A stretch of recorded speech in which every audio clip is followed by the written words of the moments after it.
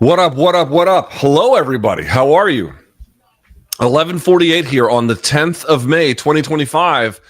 It's time for my UFC, what number is this? 315 watch-along. We're going to watch the co-main event together, then the main event together, and then we're going to jump right into the UFC 315 post-fight show. My name is Luke Thomas. Welcome to my channel. I really appreciate you being here. So we just finished Jose Aldo versus Ayman Zahabi. And Jose Aldo not only lost, some, could debate the scoring a little bit, but then retired. Jose Aldo just retired. We have a lot to say about that, and a very, very interesting moment. It's kind of funny. I was just over here getting ready for the broadcast, and I was thinking to myself, if he's losing fights like this, not that Zahabi hasn't gotten a lot better and deserves a lot of credit. He absolutely does. But, just kind of thinking to myself, this is a guy who, and I really don't want to demean Ayman Zahabi, who I think performed, first of all, the resiliency he showed in that third round, incredible. But more to the point, finding his rhythm and fair and square, beating Jose Aldo, fair and square. And Aldo missed weight, like fair and square. I just beat him. But I think prime Jose Aldo, like the very best version, probably stops Ayman Zahabi, right? So I was thinking to myself, if you're losing to guys that you never would have lost to at a different time, you're almost 40. It might be time to consider hanging it up. Sure enough, I'm over here and I could hear Daniel Cormier say to him, "Hey, you took your gloves off." I'm like, no way. So I come running in here and I'm like, he's going to retire here in Canada. Guys, it's so funny. I was there when he fought Mark Hominick. That was the GSP Jake Shields card that was at the Rogers Arena. I don't know what it's called now, but whatever. This is the huge show that they had for St. Pierre at the time when they had just pulled Jake Shields away from Strikeforce. And Jose Aldo fought Mark Hominick on that card and had a terrible weight cut for it. If you go back and watch, that was a 5-round fight because that was for a title. That was the UFC featherweight title. I believe that was Aldo's first UFC title defense, if memory serves. He had a terrible weight cut and spent the 5th round surviving on his back. And I was like, oh my God, 14 years later, back in Canada, has a bad weight cut, spends the final round on his back. Like, dude, history is so fucking... it's incredible to watch some of these things, man. Like, like the likelihood of that happening seems, I don't know, to me quite low, but that's exactly what just happened. Jose Aldo, very easily. We'll talk more about this in the post-fight show, but Jose Aldo, my immediate reaction to all of this is Jose Aldo, obviously, if not the best featherweight, certainly in the conversation as the best featherweight of all time. Best featherweight title winning streak in featherweight history, right? Or I should say best title winning streak in featherweight history, WEC pioneer. I don't know how many guys are left in the UFC that fought in WEC, but now you're losing Aldo. There can't be many left. I think there's no one left who fought in Pride. Now I think I'm not sure if there's no one left who fought in WEC. There are some that still fought in Strikeforce that are still competing in UFC, but you're slowly beginning to see that door closed on a older portion of mixed martial arts history. A remarkable career, if ever there was one. Athletic dynamo. I remember Gray Maynard training with him and being blown away at his takedown defense, and he couldn't believe that a guy who never trained wrestling growing up could dismantle wrestlers in the way that he could. You'll recall when Merab fought him at altitude, he still couldn't get him down one time. Very, very difficult to do that. To be a guy who can stop all of Merab's takedowns over the course of a 15-minute bout. And he does have some losses. Obviously, Max stopped him twice. Merab beat him. Petr Yan beat him. Volkanovski beat him. McGregor beat him. I mean, he definitely had some tough losses, but he fought absolute hammers from beginning to end. And, more often than not, he was the one dealing. And I know a lot of people are like, what are some of his elite wins? I got news for you. Dude, Mike Thomas Brown, I always talk about this. Mike Thomas Brown, at the time he was champion, dude, he was a bruiser. If you've never seen it, go back and watch Mike Thomas Brown in WEC putting Leonard Garcia's lights out. He hits him with one shot that is so hard. It was one of the hardest hooks I've ever seen. Garcia leaves his feet from the impact, leaves his feet. I mean, Mike Thomas Brown was a destroyer. And I'll never forget my wife, who is sleeping upstairs, was my girlfriend at the time. And I was at her house and we were watching Mike Thomas Brown versus Jose Aldo. And I was thinking, okay, I think Aldo's going to win this, but Brown's a tough test. And Aldo fucking mugged him, abused him everywhere, on the ground, in the clinch, at range, you name it. You know, I was just like, oh my God, I just never seen something like that in that division. So, you know, eventually time caught up with him. Other fighters had great nights against him. He slipped. There were limits to what he was doing. We'll talk more about this performance again in the post-fight show, but man, Jose Aldo retiring in Canada. God, I just cannot believe his first foray into Canada ended with him on his back in the last round after a bad weight cut, and his last one. What a historical bookend. Now, he obviously won the Hominick fight, so, you know, the parallels aren't completely the same, but dude, life is funny, man. Life is funny like that. It really is. All right, but let's set the table here. Let's set the table here. So right now, I'm watching on the side of my screen. If you're just joining me, thank you very much. The way this is going to go is we're going to watch the co-main. We're going to watch the main together. And then once that is over, we're going to jump right on the stream into the post-fight show. So that's the itinerary here for the evening. I'm looking over on the screen right now. Manon Fiorot is, or Fior, however you say it properly. Please forgive me, I don't speak French. She is getting ready to enter the cage. So we're now at the co-main event stage, and we have our first challenger here. If you have a question or a comment you'd like to get on the screen, fire something into the super chat, and we'll take a look at it from there. Yeah? And let me just say this. Thank you for spending your evening with me. I really appreciate it. I don't take it for granted at all. Happy to have y'all here.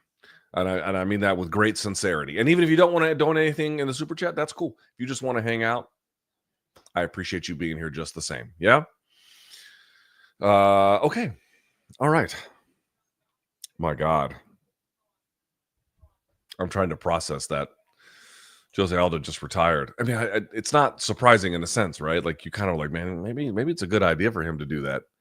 But and he might take it back. He might just be retiring and being like, I don't feel great now. And then a month from now, he's like, yeah, I feel differently. I guess we'll have to see. Man, that's crazy. And I see people saying that he got robbed. He did not get robbed. We'll talk about it in the post-fight show. He did not get robbed. That's not a robbery. All right. Let me acknowledge everyone who's here. Base 6, welcome to the party.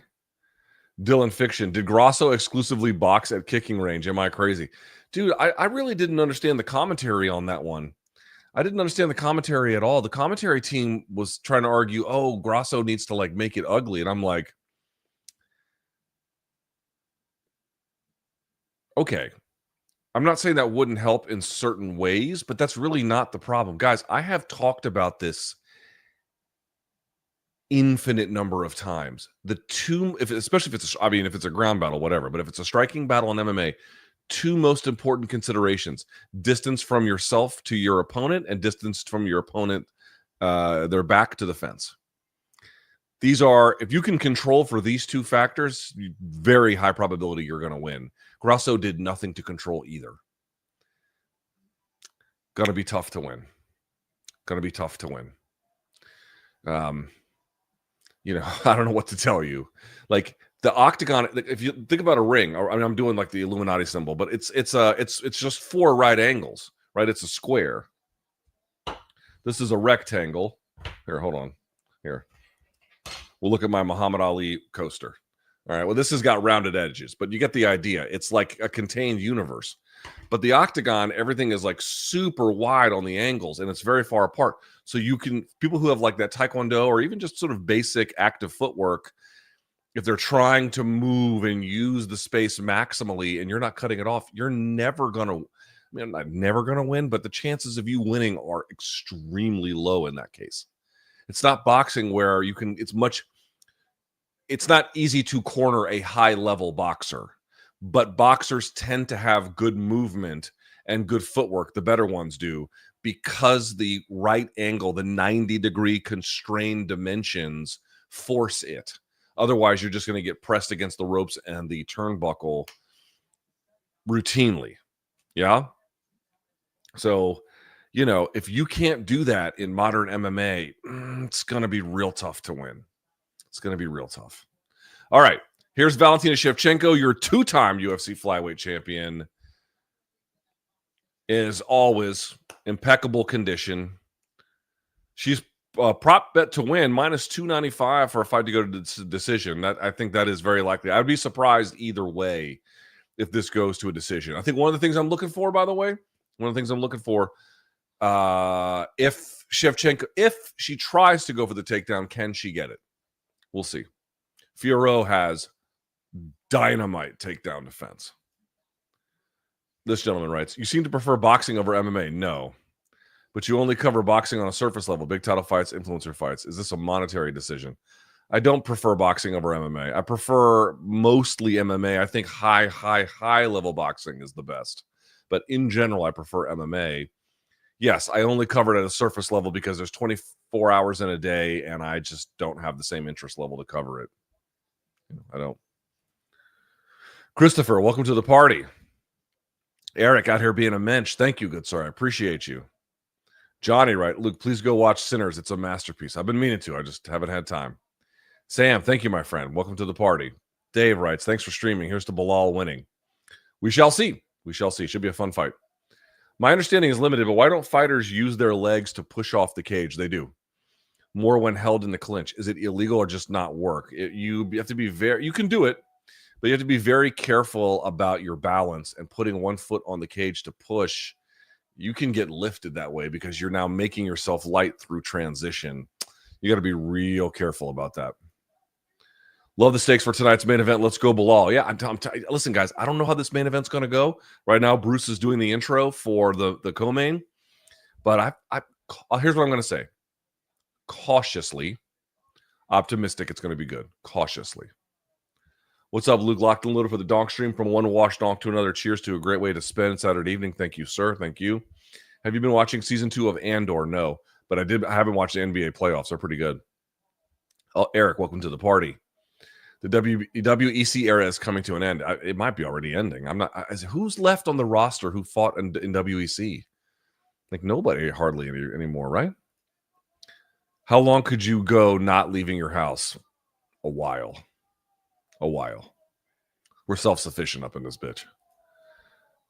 Thank you, sir. I can't see the sticker. Hey, Luke, with Aldo done in MMA for now, what can you say about his legacy in the sport? We'll cover this more in the post-fight show, but it's a great question. Thank you for asking, but we're definitely going to cover it in the post-fight show. Best in the business. Appreciate you guys. Who you leaning towards for the co-main and main event?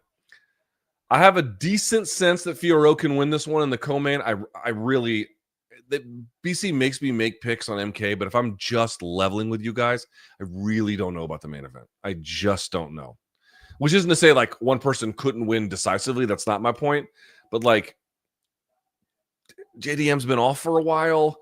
We talked about this. If you follow me on my Substack, we talked about this. His first order takedown defense is not good. At least historically, it's not been good. But his second order scrambling is in fact pretty good. And how that matters against Belal, who tends to have better takedowns but can get overzealous with positions, like what that might mean. So we'll see. But the place to get that right here, my Substack. All right, let's get this going. Here we go. All right, here we go. Round number 1, co-main event, UFC 315, Valentina Shevchenko, Manon Fiorot. Mark Goddard, your referee. Here we go. Round 1. 2 southpaws.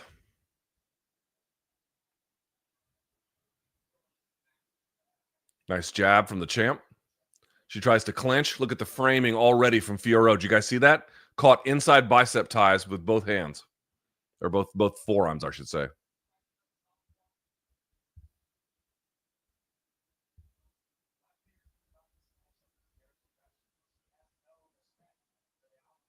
Oh, Fiorot runs right into a punch. Very well timed by Shevchenko. That was nice. She's coming in with the head on. She has to get the head off, right? Check hook there from Valentina.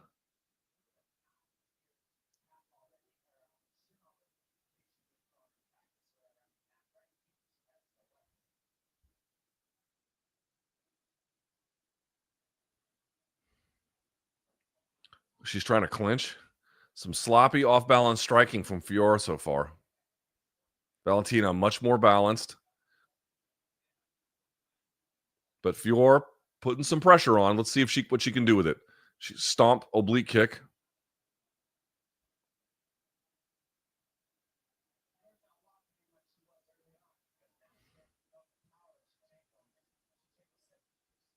Shevchenko, man, she's not moving at all, just waiting to fire and counter.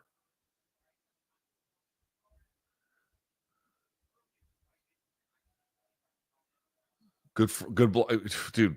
Fiorot's strength is legit. Throwing off a takedown attempt again. Now she's getting outlanded on the feet here, but her takedown defense is exceptional. Which isn't to say Shevchenko can't take her down, but Fiorot is just running into that jab. Dude, what are you doing?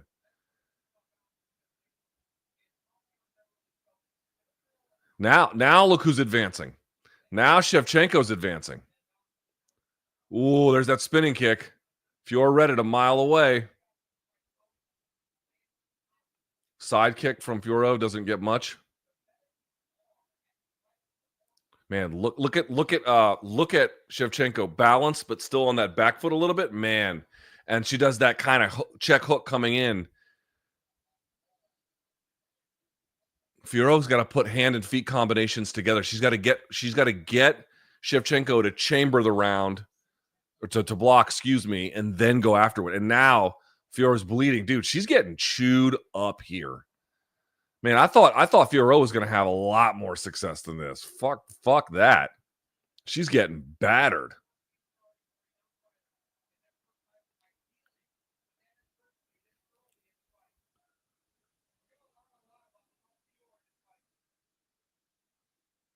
Fiorot chasing, doesn't get much. Oh man, that big like hook Shevchenko threw. Shevchenko captures the leg and she gets a takedown. Man, I'm telling you, I've slept a little bit on Shevchenko, it appears. Jesus fuck. You know, I was right that I didn't think much of like what had happened to Grasso. I felt somewhat vindicated by what happened with Silva tonight. I was like, oh, okay. Shevchenko's looking ready to rock. Manon Fiorot had 93% takedown defense. Now, catching a kick is not the same as like defending a double leg, but a takedown's a takedown, folks. And she has to be careful with her elbow here. That left elbow. Jesus. All right, now she gets it in. No.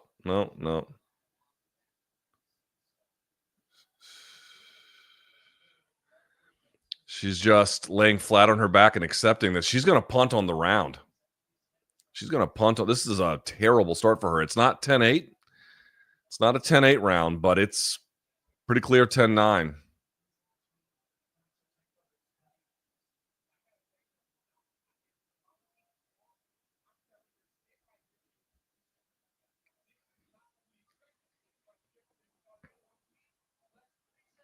All right, Fiorot, look at that cross face. Now reverse Kesagatami. And then she was going to sit up. Yeah, easy 10-9 round for Shevchenko. Easy. Look at my little pathetic Diet Coke cans. I ordered Coke Zero and this fucking guy brought this, but what are you going to do?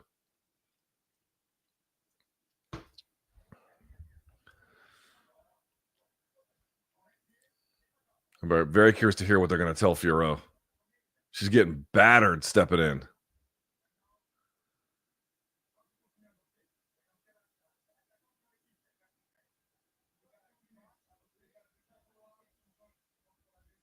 I guess they're warning her about her kicking distance. I'm not sure.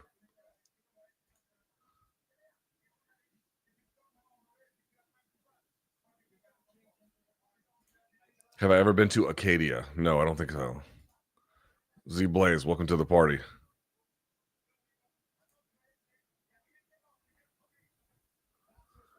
All right, round 2 coming up. Here we go.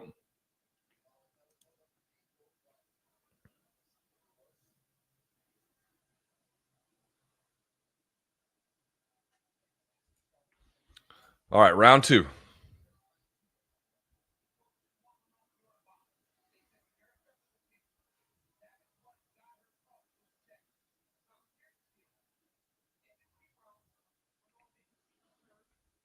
Okay, Fiorot's advancing. Let's see what she can do with it. Takedown attempt. She clinches.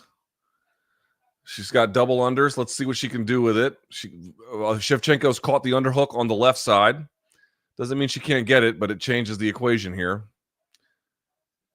Now she's going to switch to potentially a high crotch lift. She lets that go, and they reset.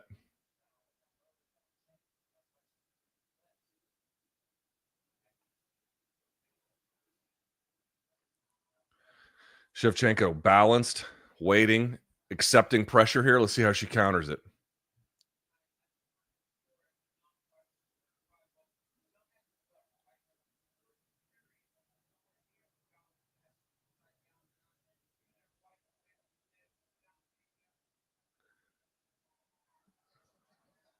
Spinning back kick from Shevchenko, but it's mostly parried. They both exchange hooks. Neither lands.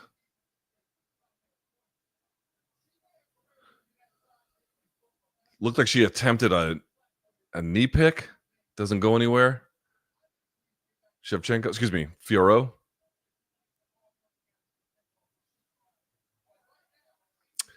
Better round for Fiorot in the sense that she's not getting clipped, but she's not able to lay. Oh, there we go. Punch, and then she does the fake knee tap and uses it to push her back.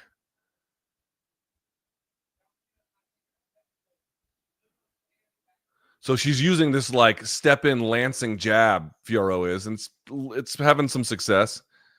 Dude, she got her down twice. Oh no, she flipped her off. Okay. I was about to say Shevchenko was about to super impress me because that's off a real takedown attempt, not just catching someone off a kick. Good job by Fiorot using the Sumigashi to launch her over.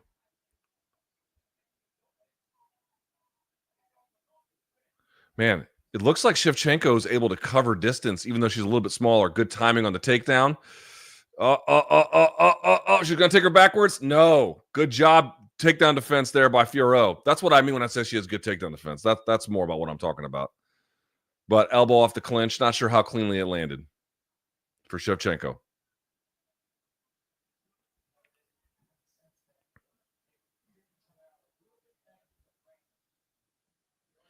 Looks to me like a little bit of swelling on Shevchenko's right eye. Maybe not too bad.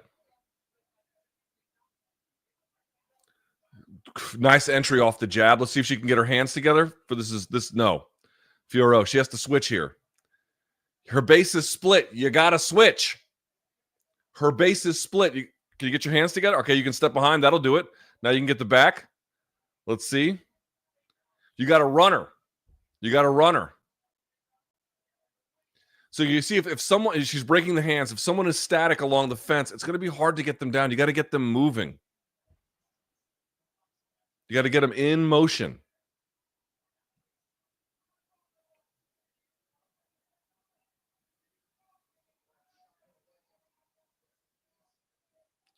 She breaks the grip. Shevchenko does. Fiorot's trying to regrip. She's still got a lot of pressure. Oh, almost hits an elbow, but they reset. Okay, this is a better round for Fiorot. I mean, she's probably still losing it, but she's able to get through a little bit better. For sure. Time again on the double. She runs it into the fence. Good job on the sprawl by Shevchenko. Let's see if she can. Oh, it gets her down. Nice work. Is she going to lace the legs? Yup. Not much time to work, but that's a nice takedown there for Fiorot. That's good work. Let's see what she can do with it. But you see how she's low on the body?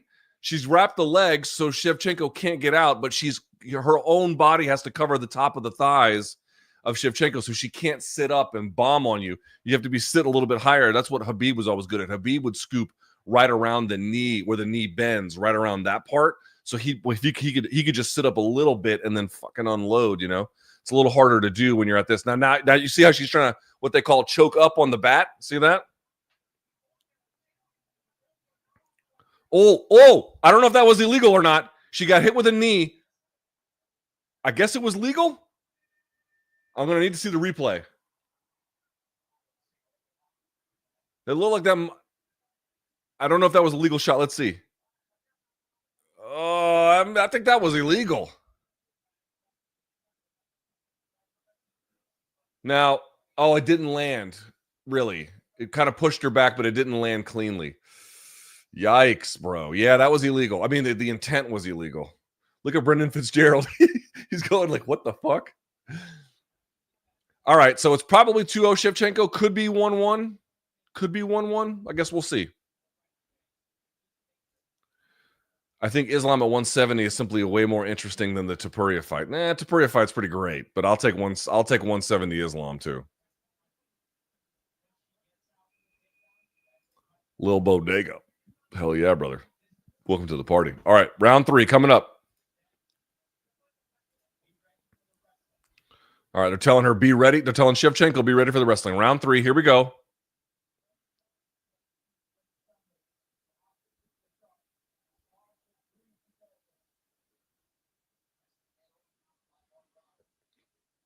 Mark Goddard warns Fiorot. Here we go. Round 3.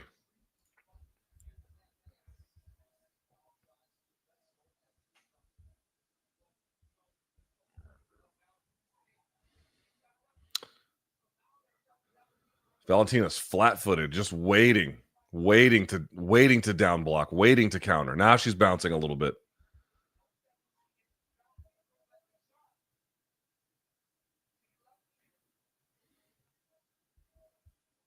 Fiorot trying to find her way inside. She's pressuring a little bit.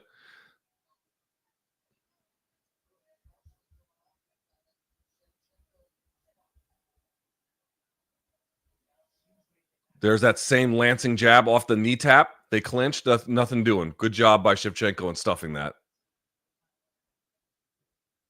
So she's coming in off that jab, getting her head off, and then using that to get around the back of the neck and then the back of the leg and trying to, like, you can call it a knee tap or a trap dump, depending on how it is. But, ooh. Fiorot pressuring. Some decent leg kicking from Shevchenko. Don't lose sight of that. They clinch. There might have been an incidental clash of heads. Nothing too serious. They exchange knee from the champ, elbow from Fiorot. Still anybody's round here.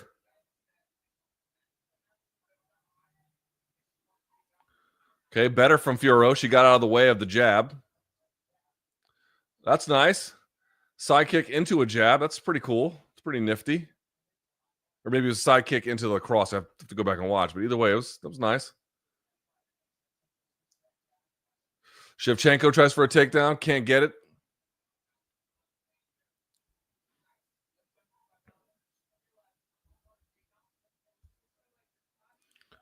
Good job by Shevchenko stuffing the takedown. She eats some knees for it in the process. A bunch of knees here.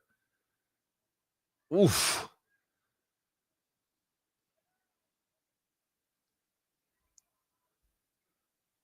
Going to be hard to hurt Valentina Shevchenko to the body, though, right? You would imagine? I interviewed her in person at Mayweather-McGregor. First time I saw her in person. And it's not like she's like jacked like a bodybuilder in that way. But when you see her in person, she's put, like, I don't know how to explain it. Like, it almost is like she's got like reinforced, like she's got like rebar in her body. Like it's a weird kind of sturdiness. Nice knee from Shevchenko there.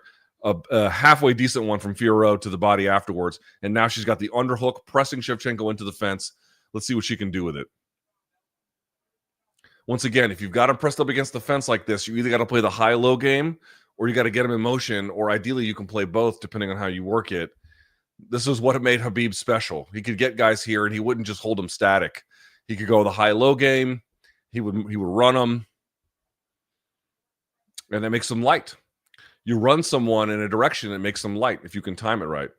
More elbows. These not elbows, excuse me. These knees in the clinch from Fiorot seem decent. Seem like it's something.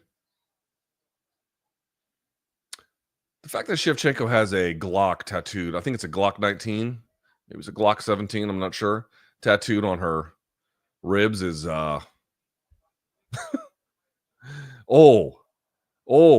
she got hit with a Fiorot got hit with a spinning back fist charging in. She's deep on a double here though. Let's see if she can get it. Yep, she's going to. It seems like she's gonna run her to the fence, and she gets to the back. They're both standing, not like taking the back, but behind her.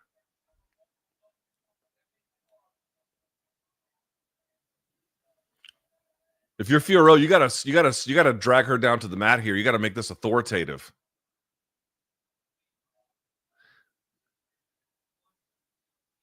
I mean, these knees to the thigh are not. There it is. That's a trip. Oh, she holding on to the fence.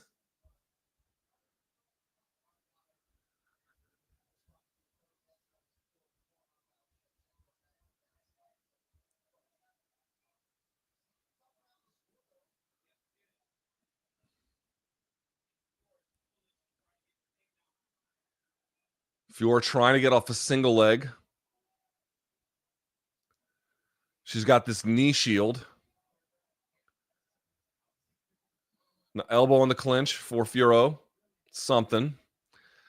Tough round to score. That seems like a bit of a swing round, no? I'm not sure.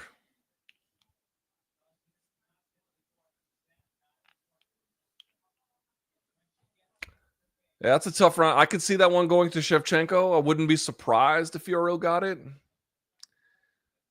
That's probably going to be 2-1 in either of them direction. I'd say it's more likely to be that case for Valentina, but judging on an evening like this has kind of been all over the place. So I guess we'll see. Great as always, Luke. More cues after the main. Just saying, love you. X feed and brilliant vids. Fave fight tonight. Ooh, favorite fight tonight. That's a good question. I'm not sure. What's the most likely scenario? ESPN Plus crashing or BC only watching the female fights tonight? All right. Here we go. Round 4, right? It's already round 4? Jesus. Championship round. Here we go. Round 4. All right, I'll say this. Fiorot had a bit of a disaster first round, but she's winning or losing. She's doing a lot better than she did that round. She was getting crushed that round.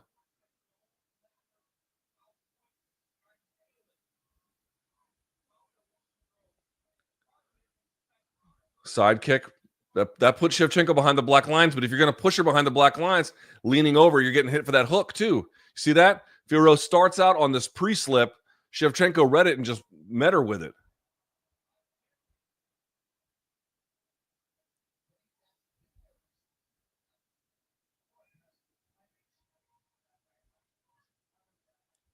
All right, looks like Shevchenko has a sense on this these entries from Fiorot.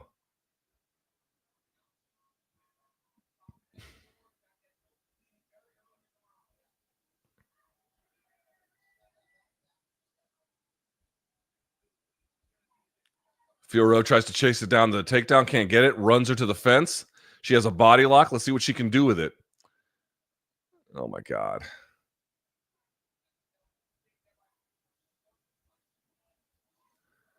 I'm just going to say this, man. I really don't mind fence wrestling. I don't mind fighters who clinch and then run their opponents into the fence. I really don't. But you gotta be deadly there. You know what I mean? You got to be deadly there. This is just not getting the job done. I mean, you're wearing her out, but like Shevchenko, even at this advanced age, is not going to be like in bad shape or anything, you know? She split her base. Okay, there's the knee shield. All right, she lands an elbow on the clinch break.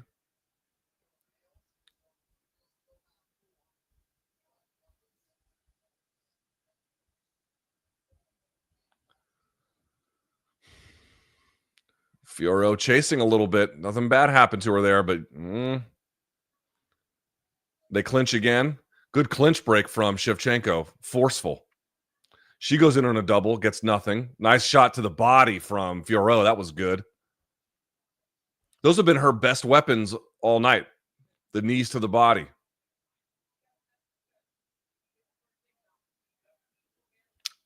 Also, Fiorot's face is kind of a mess, and she's still pursuing the fight.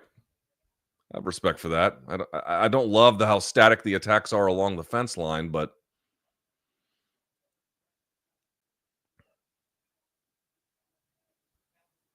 ooh, spinning into the spinning back kick by Shevchenko finds the mark.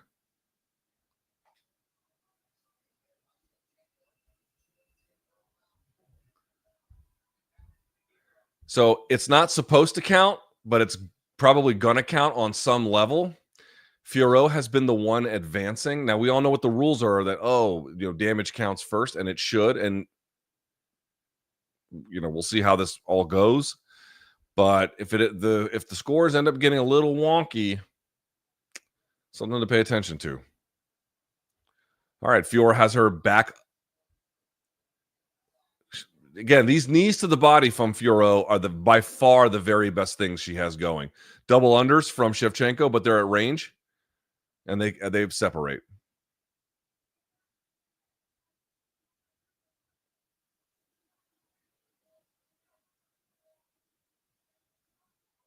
Oh, Fiorot just short on the left hand.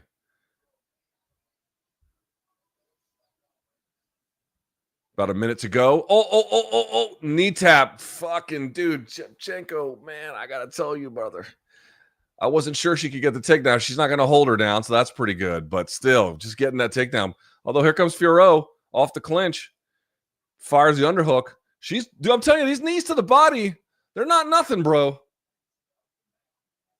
The busy shots to the legs, I don't know what those are, but to the breadbasket, that's real.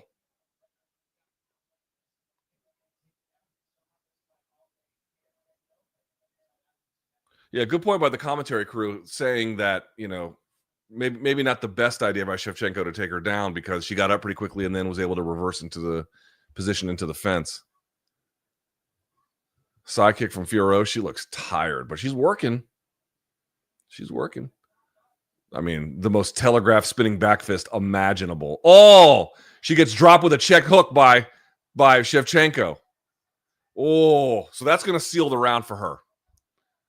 So it's either 3-1 Shevchenko or 2-2. Probably 3-1 Shevchenko. Probably. If I'm Fiorot's corner, you cannot give this round away, no matter what. You might even need a finish. Oh, she gets clipped. Oh, the double left hook. That's nice. Double left hook from Shevchenko drops her. I don't know how powerful it was. It was certainly enough. Yeah, I mean, it looked more like a trip than anything else, but still, the visuals of that are going to win her the round. They're going to win her the round. Velaslav says, Luke, I've been watching Carlos Condit fights lately. Could you please give some insight on his career and mainly what was he like on the mic? Not super dynamic on the mic. But coming into rage and being the natural born killer did him a lot of favors. You could say that.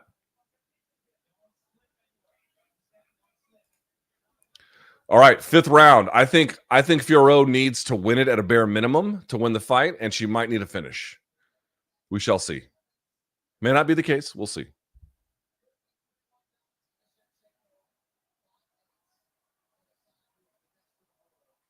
All right, round 5. Here we go.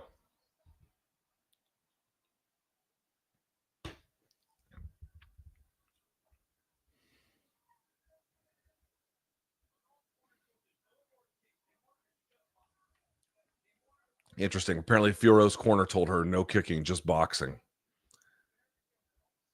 Yeah, her position is able to be countered because it requires such, time to plant your weight like that.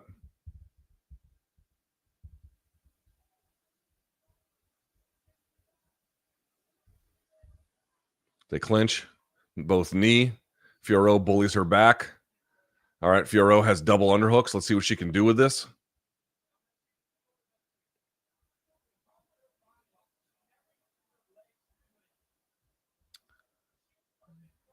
You hear DC talking about how she doesn't use her legs to do anything. I mean, this is what I'm talking about. You have to harass their balance. You have to run them. You have to step in between them. You have to split their base. You have to do stuff with it.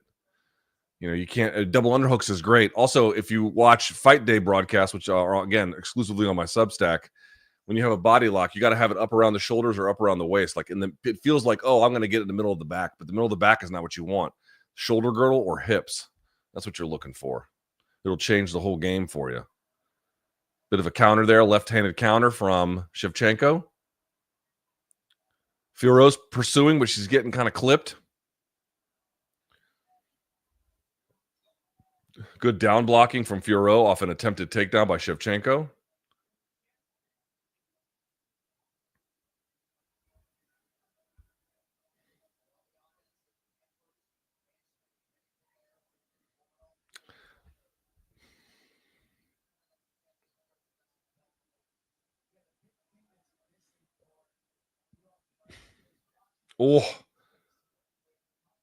Oh, she gets hit with another spinning back fist. Not a super hard one.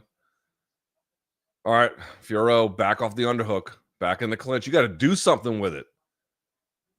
You got to do something with it.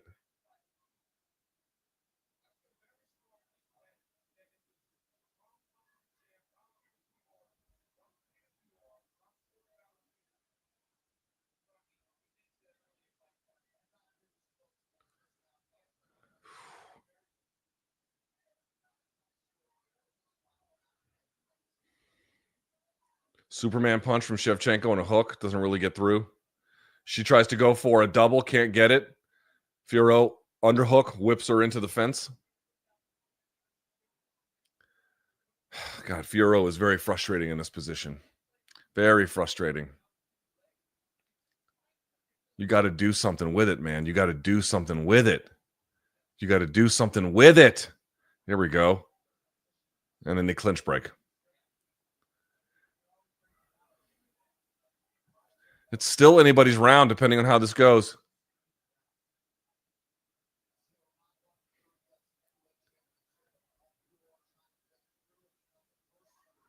Decent kicking from Fiorot. I think it was a body kick. My screen glitched because, of course, it did. Oh, decent 1-2 from Fiorot. She's kind of taking the fight to Shevchenko here a little bit in the fifth. Little bit. Less than 90 seconds to go. She tries to whip her by. She can't get it because Shevchenko is diligent with that whizzer on the right arm, that right arm whizzer.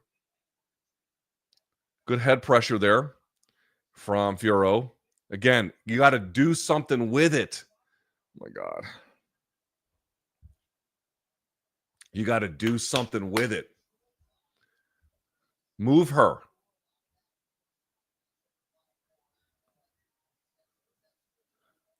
She's got good elbow discipline. She's going to get behind here. That was a mistake by Shevchenko. Less than a minute to go. Fiorot, do not drag her to the mat and then pull Shevchenko on top of you, which you know she's waiting for. They don't. They separate. 40 seconds to go. Oh. All right. Here we go. Less than 30. Man, scoring is going to be all over the place on this one because it looks like Fiorot is taking this round.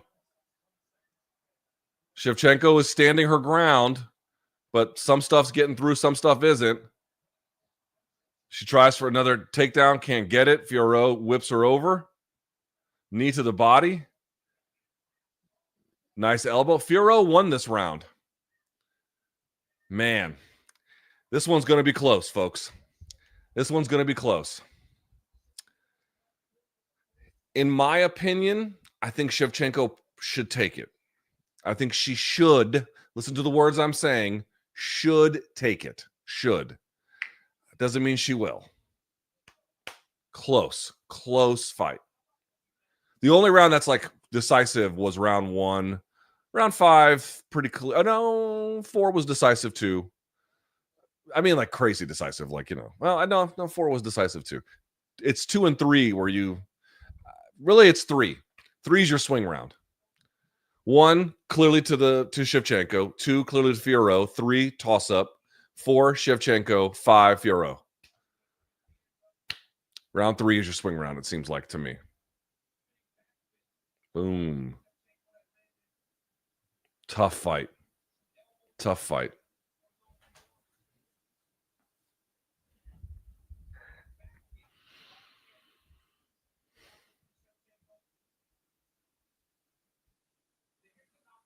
How'd you guys score it? Anybody score it differently than that? Here we go. What's this guy say? Local Mexican restaurant here in Austin. Bike riding with my daughter today. Daughter's in bed now, capping off the night with a cold one and watching along. Thank you, sir. I appreciate you. Don't understand Fiorot's game plan. Flat-footed, naked kicks, and stumbling into the clinch. I wouldn't say stumbling into the clinch. She was lancing her way in off of this. All right, let's see how this goes. Here we go.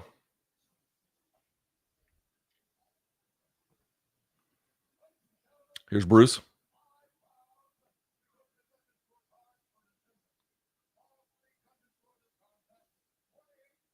All 3, 48, 47.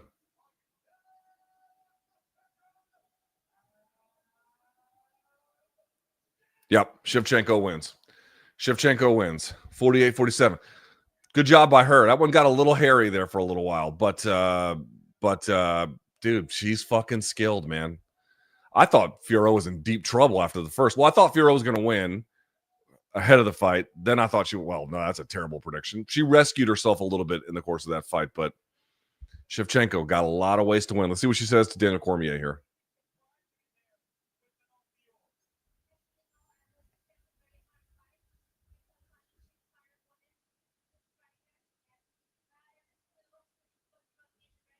Yeah, she says, I was expecting all of this. None of it's surprising.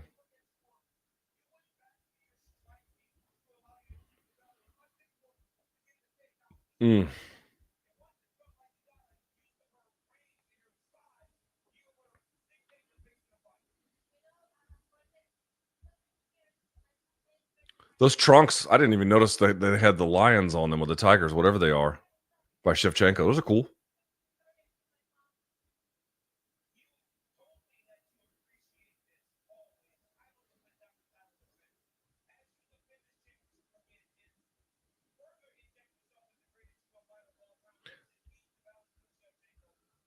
All right, some kind of like fawning question here.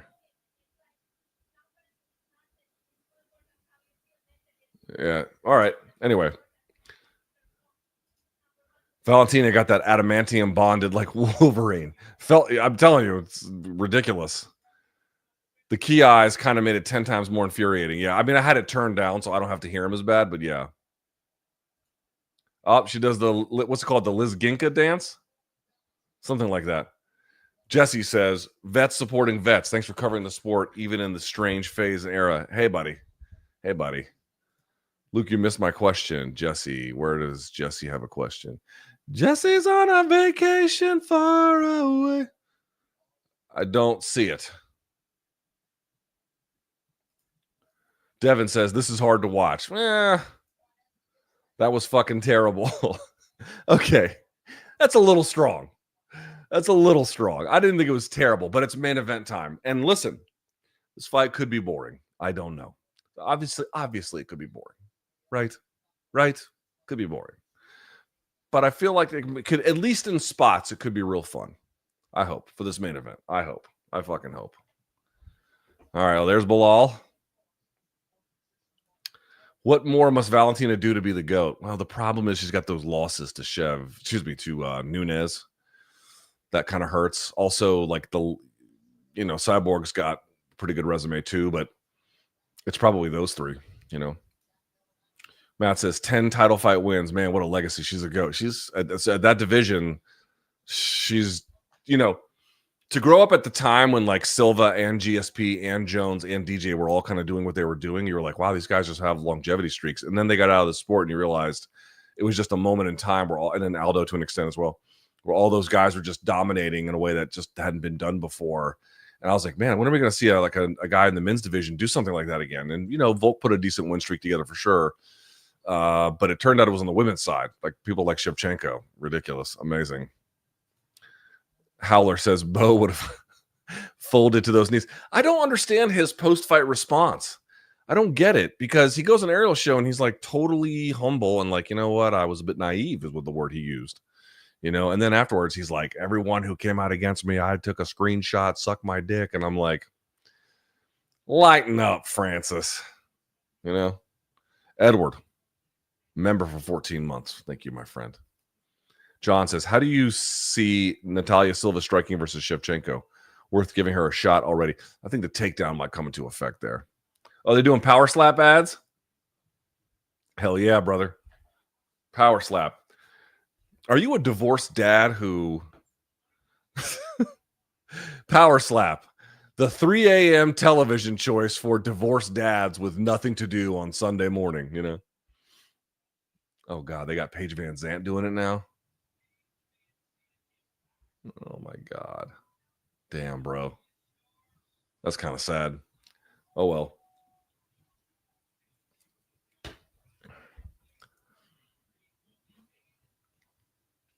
Yeah, that's the worst shit ever. Do you think three flyweight fights could beat do you think 3 flyweights could beat a heavyweight? Yes. Yes. Brickler, in honor of JDM, can you give us your top 5 jacked up noses in MMA? Brady, JDM, Jessica Aguilar, like Rich Franklin after he fought Anderson Silva. That was a bad one. What's another one that was like real fucking terrible? I'm trying to remember. Was it Jonathan Goulet who had a bad one? No. Oh, who was the guy that Razor Rob McCullough beat? Olaf. What was his name? Now I got to look it up. Hang on. Razor Rob McCullough. This was a WEC bout. What was the guy's name? Olaf Alfonso? Yes, that's what it was. You guys ever seen his face? Olaf Alfonso. Yeah, here we go. Here we go. Here we go. Let me, you guys have never seen this dude before? Here, hold on. Peep this. I'll show it to you. Check this out. Let's take this off the screen. You guys ever seen Olaf Alfonso's nose? Dude, Razor Rob McCullough fucked him up proper. Yeah, look at this. That's Olaf Alfonso, brother. Hold on. Let me, let's fix that a little bit. Yeah, look at that. That's a bad one, huh? That's a bad one. WC 25? No, McCullough kicked Cope on that one. Yeah. Olaf had dude, that dude took a motherfucking beating. So those are 5 good ones for you. All right, Matt says, let's effing go. Jack Della Maddalena from a fellow Aussie. Man, I'm hyped. Going to be tough for him, but I'm confident. Always thankful for these. Thank you, California Ryan, with a W. Thunderbolt's definitely worth seeing. I'm going to see it. Dude, guys, I have so much shit to do. I can barely keep up with anything that I do. Like, I'm on, fumes 9 times out of 10. It's just absurd. Do you think Bo Nickel can evolve his game and become Bo Quarter or Bo Dollar? Yes. And if so, how far he can go? That's up to him. But you can go pretty far. That Aldo fight was a bit depressing. Yeah. Yeah, a bit. Wanderlei had the all-time jacked up nose. The fucking thing had to be redesigned so he could breathe. Yeah, but it wasn't like off to the side, Barber Blanchfield winner get the next title shot? I think so. I think that's how it's going to work. Just look at their positioning in the rankings. I think they're like respectively 4 and 5.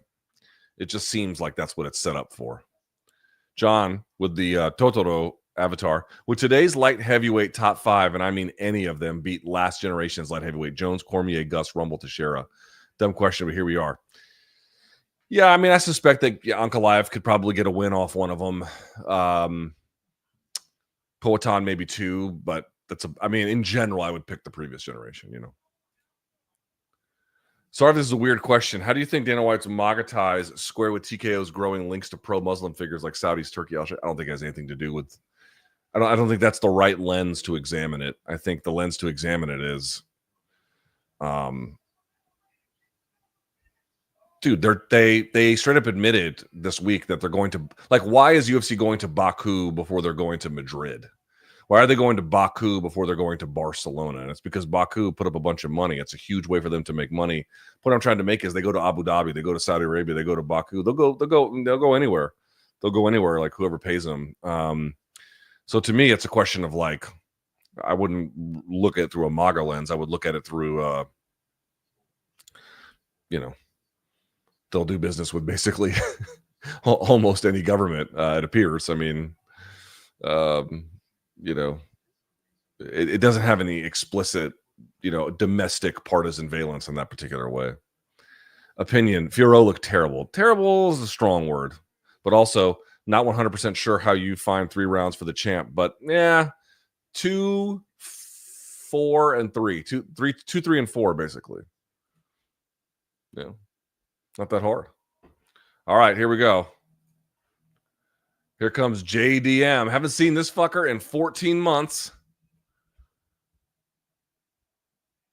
Oh, he's coming out to ACDC. Dirty D. Is this Dirty Deeds under cheap? No. See me right up on a sunset. Yeah, that's sick. Little Bon Scott. Yeah, this is what, TNT? I mean, I'm not going to say this is on par with Volkanovski's minute work and intro, but very respectable choice. All right, Caps lost 4-0 today, but they did beat the Habs to get here, so just want to point that out. There's JDM looking confident as a motherfucker. Yo, y'all see this guy to Jack Della Maddalena's left with the big beard? I talk about him all the time. Every time I've ever been to a UFC event, that motherfucker doesn't say a word. He doesn't say a word. I mean, he did just there, but I'm saying, like, when he's just chilling in, like, these events, I don't know what his background is, but he means business. Not to be trifled with.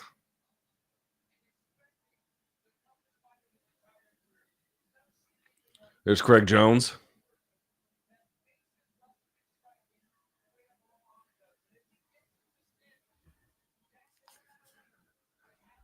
Whew. All right. I'm pumped for this main event, man. I mean, again, I fully recognize it could end up being one of these fights you're like, God damn it, Belal. I get it. But I'm not ready to just surrender to that just yet. Don't ruin my optimism. You understand that? How close to illegal was that Aldo kick? A little, but it was perfectly legal within the way in which he hit it. I mean, 1 second later, maybe not, but who do you have in RDR versus Whitaker? I don't know, man. RDR's on a hot streak. That's going to be a fun one. I'm pro-choice. Let these power slappers bang, bro. Should the government stop it? I don't know. But should you watch it? No. Be honest. You want Belal to win in this case. I don't give a fuck if he loses. The only time I want him to win is if he deserves to win. Like, if he goes out there and puts on a good performance, I hope the referee doesn't screw him up, or I hope he doesn't get injured, or I hope the judges don't screw him. But if JDM goes in there and pieces him up, I'm equally good with that. Trust me when I tell you, I don't care if he loses. All I want out of this is fairness. Fairness for who deserves it. That is it. That is it. All right, what are we doing here? We're doing skits and bits, Matt. Come on. Can we save that shit for a different time? Fofo says, I think you meant 134 for Chev. Sorry, yes, you're right. 134. No. Yes. What am I saying? You're so right. Yes. 2, the first round was a very bad round for Fiorot. Apologies. I'm going off of, You're right. 134.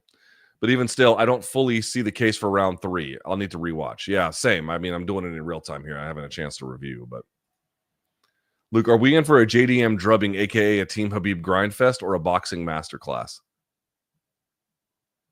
Okay. Also, let me just say, I don't know.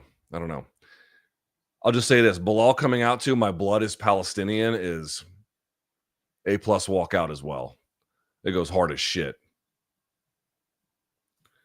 You want the Ilya versus Islam fight. I want Islam at 170, but I'm definitely going to take the Ilya fight if that's what we get.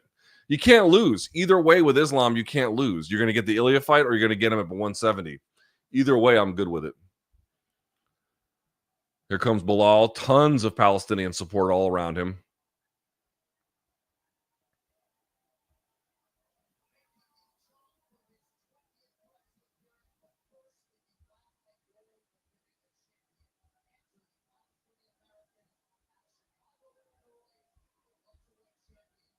There he is. Here comes Belal Muhammad. He also looks extra confident.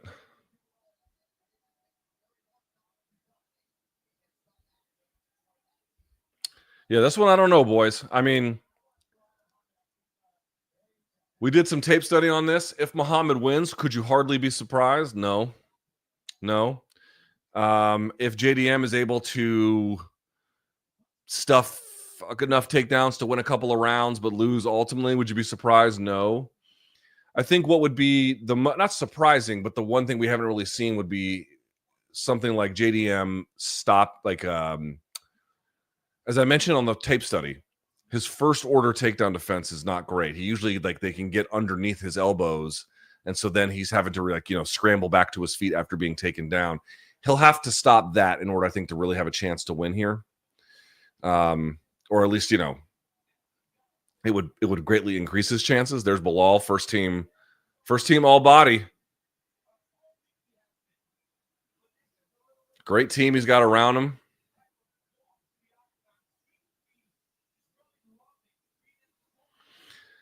So what I'm going to be looking for here is Belal has an incredible shot. He doesn't have the best shot in UFC. I would give that to Hamzat, but Bilal's got a very good one. He can get real low with it and can cover distance, and it's explosive. And that has been something that has historically been a bit of kryptonite for JDM, or at least has given him trouble. I mean, I realize kryptonite's a strong word because obviously he's been doing nothing but winning in the UFC, but it has given him problems. And this is a 5-round fight, and yeah, we'll see.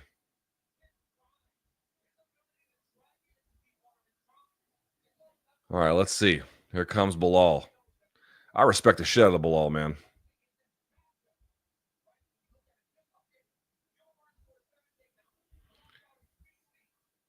I wasn't sure how good he was, but he convinced me. He's fucking good. He's coming in there Billy strutting a little bit, huh?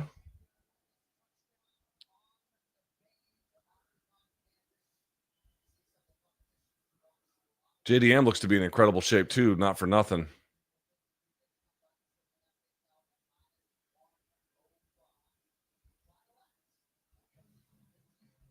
All right, tail of the tape. 36 versus 28, obviously for Belal Muhammad. They're both the same height, same weight. Della Maddalena with a slight reach advantage, but not much, just 1 inch, 73 to 72. He's the plus 155 underdog, minus 185 for Belal Muhammad. I think that's about right. All right, here we go. Here's Bruce.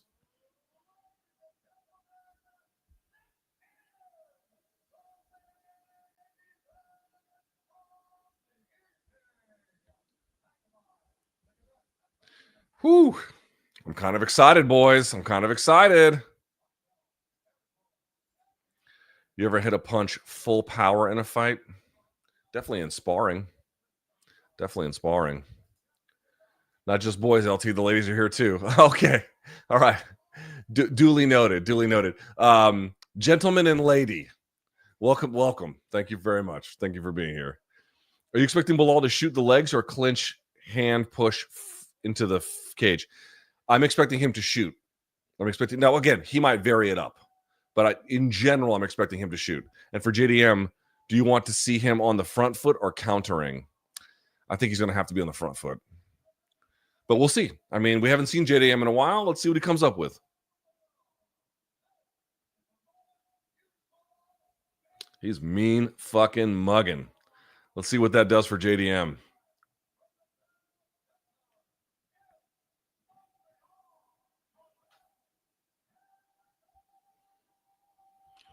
How do the ticket sales look to you out there? It's hard to tell how filled that upper bowl is. Lower bowl, you can definitely see some empty seats. All right, they've lowered the lights.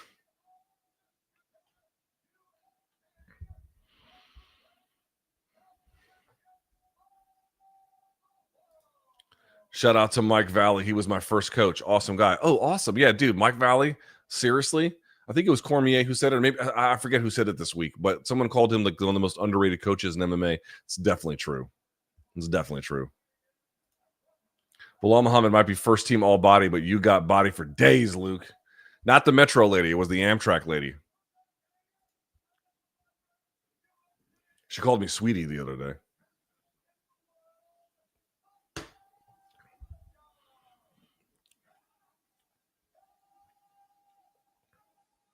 All right. There's JDM. Switching sides to Belal here.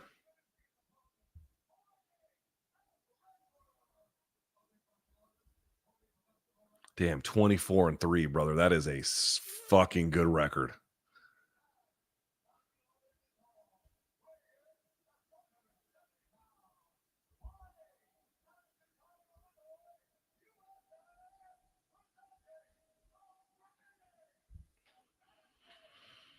All right. Everybody seems confident. I guess we are going to see.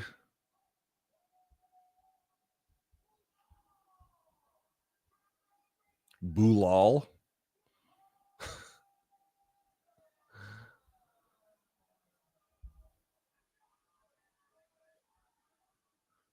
All right.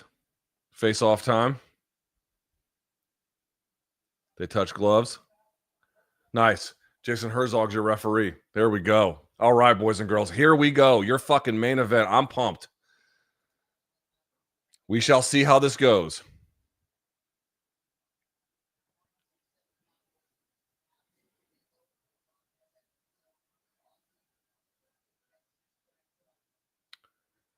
All right.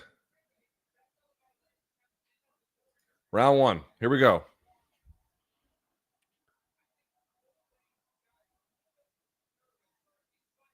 JDM on the front foot, pushing Belal backwards. Again, we are very early into this.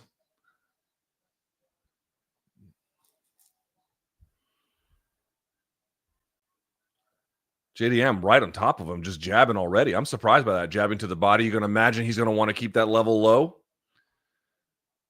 He's going to want to keep that level low as a consequence. What you're looking for is you did see Belal shoot in open space on Leon. Oh, right hand lands for JDM.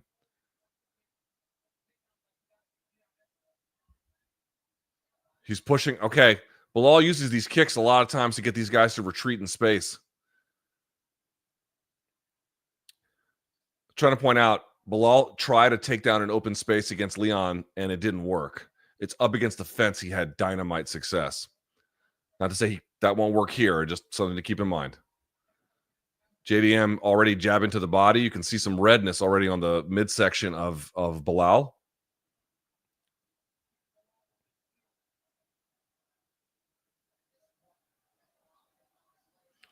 Boy, JDM is already touching him with that jab.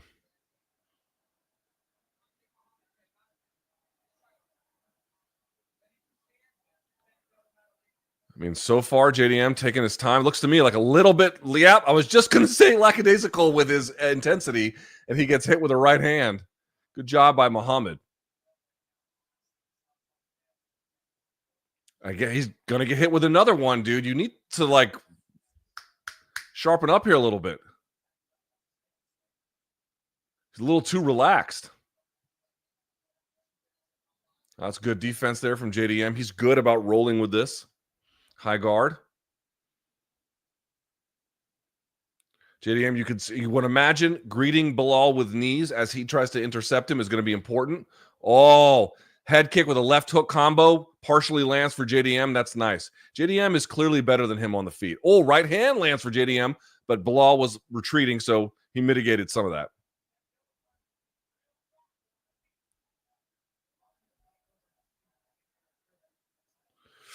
Got to be careful spinning like that in front of a wrestler. Oh, JDM just pulls out of the way. Look at how balanced, for the most part, JDM is when he retreats. He's still in a position to strike versus that Strickland thing where he just retreats off balance like that, which is maximally defensive, but it gives you no offensive options. Okay, here comes Belal pressuring a little bit now. JDM captures recenter, or tried to anyway. Excuse me. Belal took it away. Good job by him.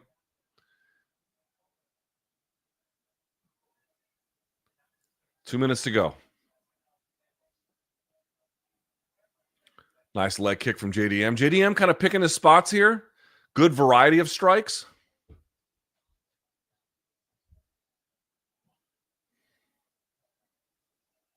Oh, brilliant left hook by JDM. Faked the right hand, then came over with the left.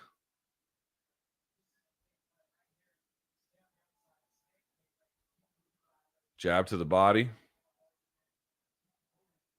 He showed him the uppercut. You see that? There's what Belal wants. He wants it right up against the fence. So this is a different ball game. Doesn't get going, but he lands a left hand. That's good work from Muhammad.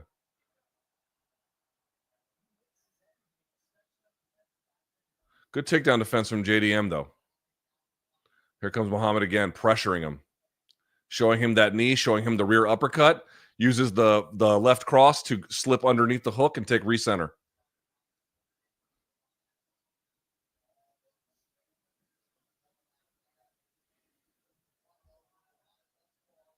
JDM looks to me like he's baiting a lot of this. Baiting responses from Muhammad, who's, for the most part, not biting. Oh, my God. He just missed with that knee. JDM did. But Belal couldn't quite counter. Jab to the body again from JDM. About 30 seconds to go. Here comes Muhammad trying to touch, staying busy. JDM gets under it. Oh, uppercut from JDM. Nearly scores an elbow.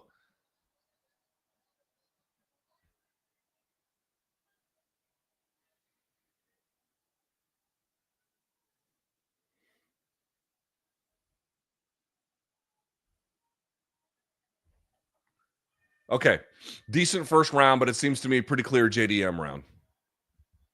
But a lot of fight left. What are they telling Belal?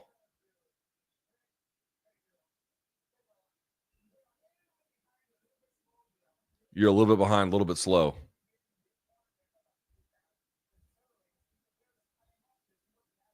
Yeah, they want him to tie him up. Yeah. All right. So let's see what kind of wrestling pressure Belal can put on him this round. This is a good double jab right hand by Belal. Boom, head kick blocked, but still kind of got through a little bit. And then he whipped over that left hand. That was nice. Right was just behind it.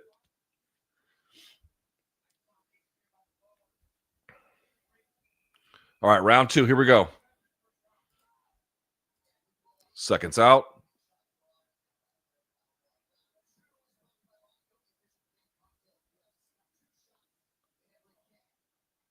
Ready?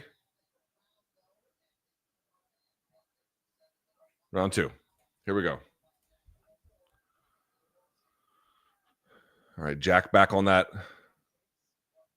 Ton of faking and feinting by Jack. Good defense, high guard.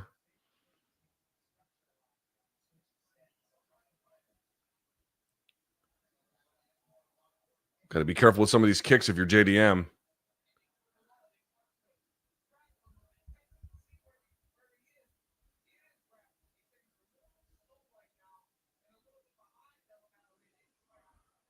Good job by that overhand by Muhammad. Didn't land fully, but it caught his attention for sure.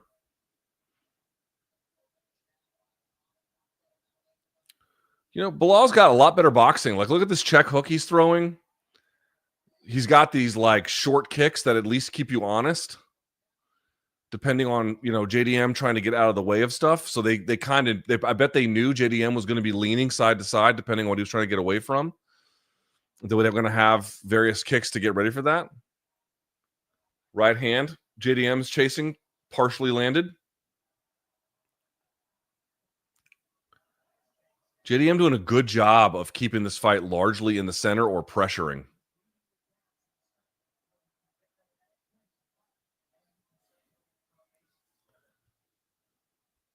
Big overhand swing and a miss for Muhammad.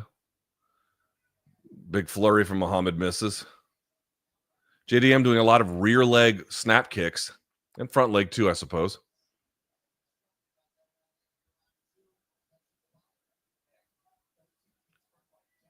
Oh, great right hand from JDM and a jab. And another one. He popped Muhammad's head back with that one.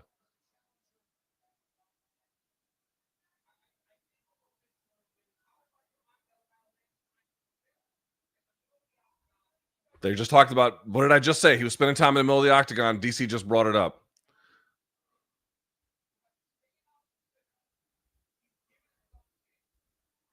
Muhammad chasing with that uppercut that he scored on Leon, but it's not going to work as well on JDM.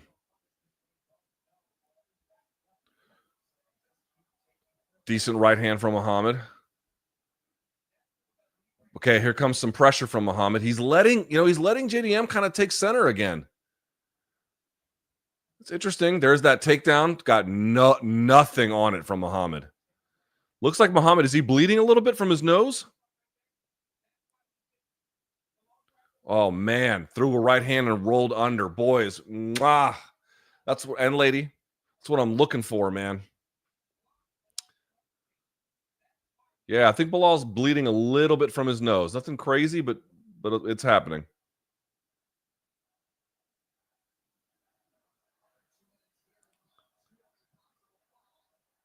Oh, right hand nearly scored for JDM. He switching stance here, southpaw.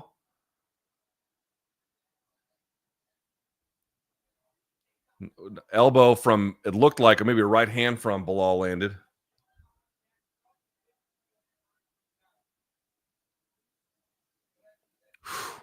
Man, did you see him bait with the left? Belal comes in. He tries to greet him with the right. Couldn't quite get it. Here comes Belal on the takedown. Good frame by Della Maddalena. Let's see what he's going to do with it. This is that first order takedown defense we talked about. Wow, much better. But Belal got a couple of strikes off of it from it. Not bad. No takedown, but he landed a decent shot. Let's see if with the time remaining, JDM can get one back. Because now he's got Belal up against the fence. He lets him out. Interesting. Oh, now he's back on the pressure. Minute to go, round 2.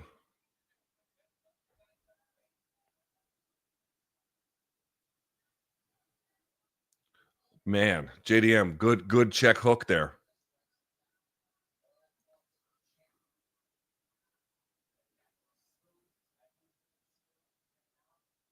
This might be some of the better head movement and then trunk rolling underneath punches I've seen in an MMA fight in some time.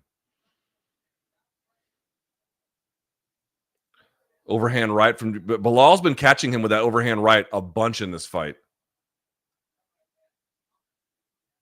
Oh, left hand scores for JDM. Oh, JDM just misses on a home run right hand. Oh, JDM with a series of kicks, both of them blocked. Looks like he's kind of mocking Belal a little bit. That's a JDM round, right?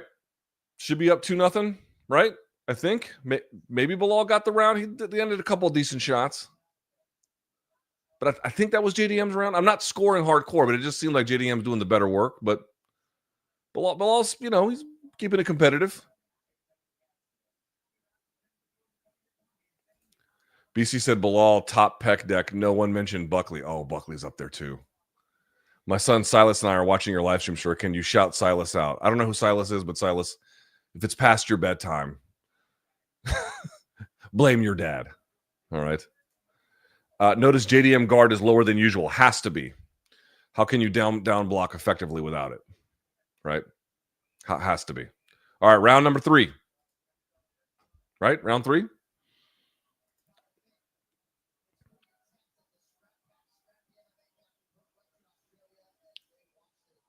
All right, round 3.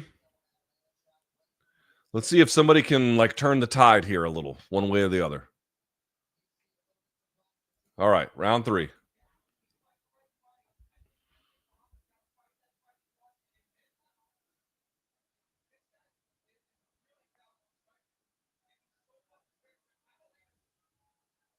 JDM just gets out of the way of this. Belal's got quicker hand speed, it looks like. A little bit more athletic explosivity. Oh, great body shot and then overhand right from JDM. That's good work.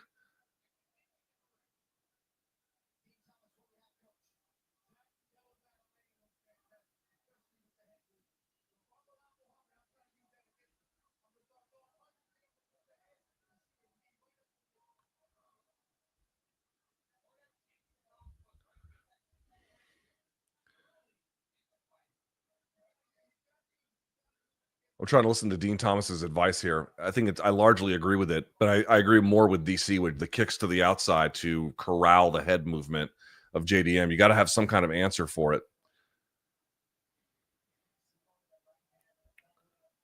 Man, the big neutralization on the takedown from JDM has just been cage positioning.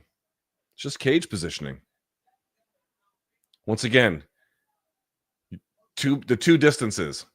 Your distance to the opponent, distance to the fence. These are the two biggest distances that matter.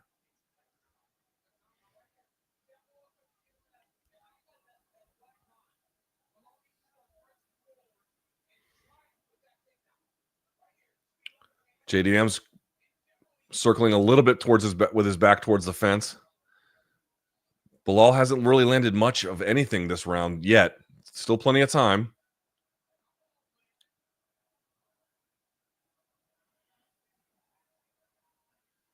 Credit to Belal. I mean, he's standing in there with him.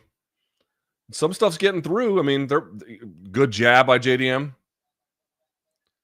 And another one. And another one. He's doing it from both stances now. JDM is always a stance switcher, but I wonder to what extent he's doing some of the stance switching to accommodate the wrestling threat of Muhammad. I'd have to go back and watch on tape to really see.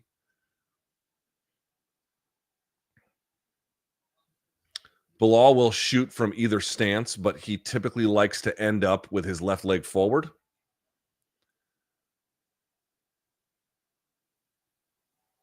Good jab from Belal. Belal's in there with him a little bit. I mean,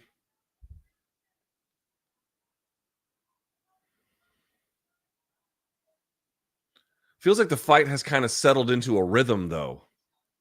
Right? I mean, don't get me wrong. Not for a lack of effort. You're fighting tough guys. It's going to be tough to get ahead, but like a left hook attempt, they're calling it a left hook for Belal, but JDM blocked it. All right, here comes Muhammad putting a little bit more offensive pressure on him. Let's see if JDM can do about it. Good right hand from Belal.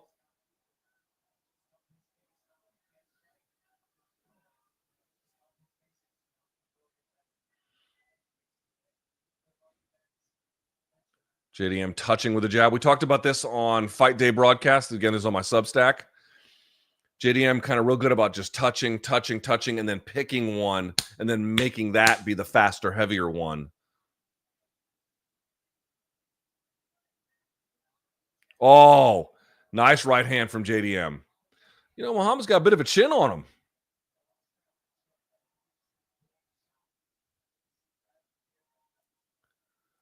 Man, you can see JDM has the same entries, and then he's got different answers for what he's doing over them. So he'll come low with the left, then come high with the right. He'll come low with the left, and then double hook on the left. It just makes it real hard for Belal to get any kind of read on that. Nice left hand and 2 left hands. 3 left hands from JDM. Belal's got a chin, brother.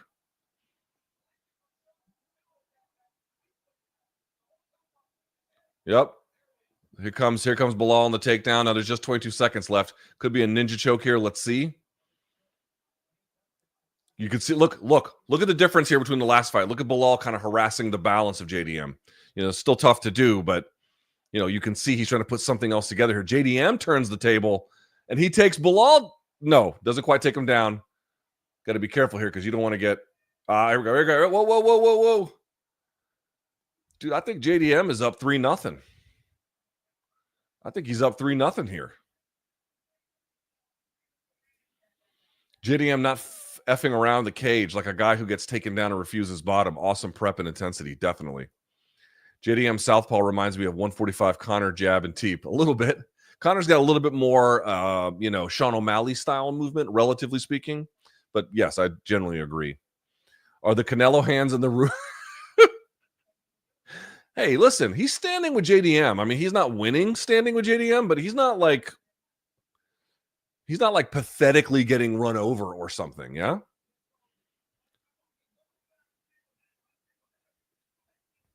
They're saying these strikes totals that you're seeing on the screen, like Muhammad's landing more. It didn't look like Muhammad was winning the fight to me. I don't know what to say about the significant strike totals.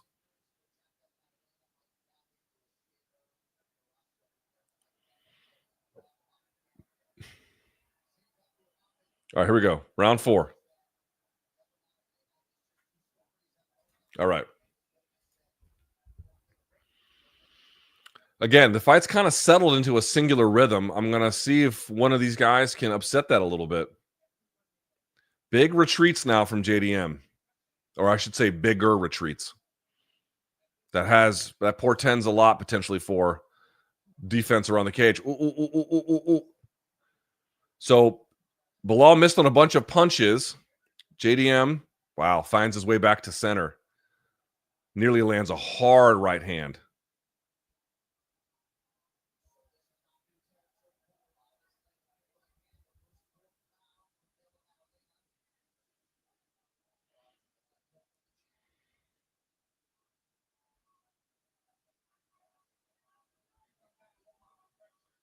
Here comes Belal getting a little bit busier.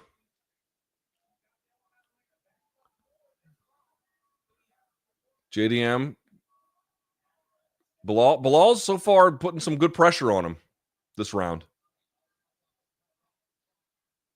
Oh, hard combination from JDM. Dude, Belal's got a fucking beard, son. That popped his head back nicely. Good right hand from Belal.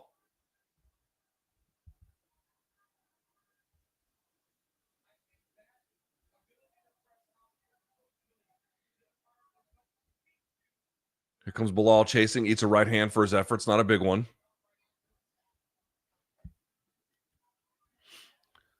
Glancing right hand for JDM.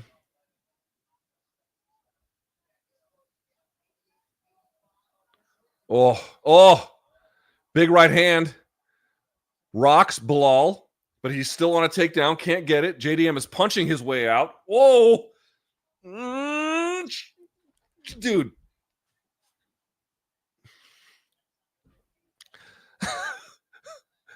That was one of those situations where any wrong punch, any mistake is going to cost you 2-on-1 or almost a 2-on-1. Like kind of like a Russian by JDM to break up the grip. He's got underneath potential ninja choke. You can see JDM, good job by Belal getting behind. Yeah, this is the interesting part. Okay. So now Belal is in a good position here. 2.5 minutes left in round 4. Let's see what JDM can do here. You got to be careful catching that knee when they knee you like that. He uses a Harai Goshi to scramble the position. Can't get it. Underhooks. Great job by Jack. Wow. That was fantastic balance and turning the position to find a new opening through the process. Really, really good by him.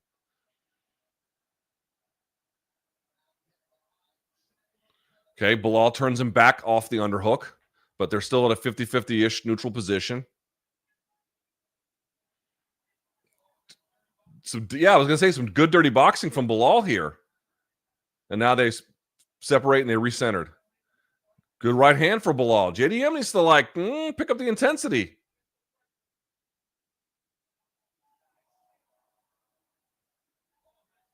I got to tell you, Belal might be winning this round. I mean, he wasn't earlier, but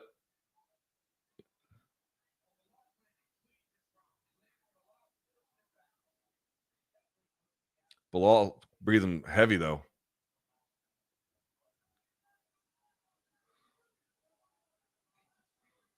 JDM fading a little bit. Not getting as much offense going. There's Belal shooting on the legs. Man, I mean, that was the thing that was missing in JDM's game. First order takedown defense. That was my big question. You just saw it there. Now, granted, that was in open space, not against the fence, so there's a difference. But even before, that had been a huge problem for him. He's going to get behind him again, huh? I'll tell you what. I think Belal's winning this round.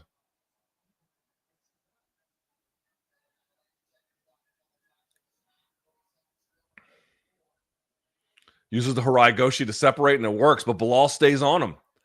JDM kind of giving this round away. And now Jack looks like he's bleeding out of his right ear. Oh, right hand lands for JDM in the exchange. Belal just taking free offense that JDM is giving him.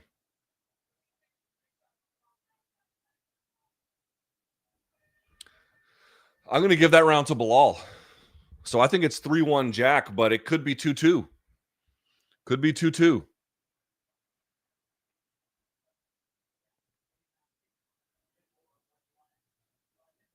Let's hear what they say to him.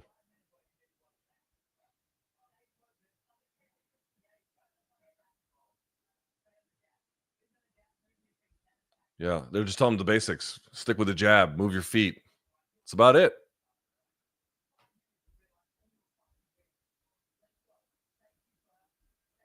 Safety first, stay focused. I mean, that's the right. It's good corner advice. I'm not going to say it's not. That's right. Muhammad's corner is like, we need this round. That's true. That's true. All right. 5th and final round, boys and girls.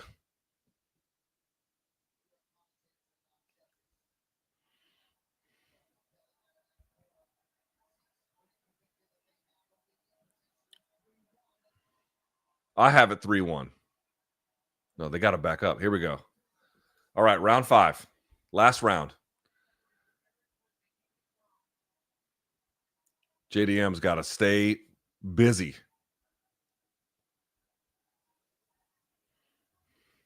Belal's on him already. Oh, that was nice. Left, right, and then follow him through with the right.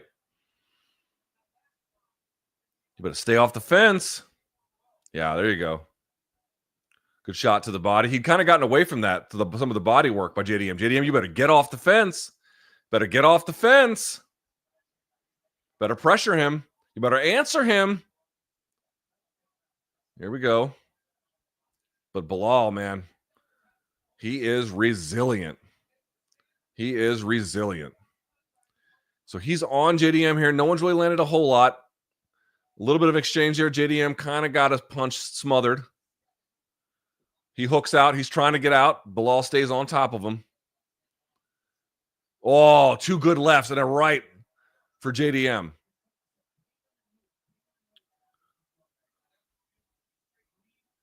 Oh, a knee from JDM. Didn't land fully, but it scored. And another left and a right. Oh, but Belal gets his own right. Man, he's got a cut. Oh, it cut Belal under his left eye, that knee. Dude, you cannot stand there leaning forward. Oh, dude. Good takedown by Belal Muhammad. Great timing on that. He might steal this round. Let's see how this goes. So he's in half guard, both knees on the floor and chest to chest. There's not going to be a lot of ground and pound from here, but Leon couldn't get up from here either. So let's see how this goes. A giggler sweep could be available. I don't know if that's in his arsenal or not.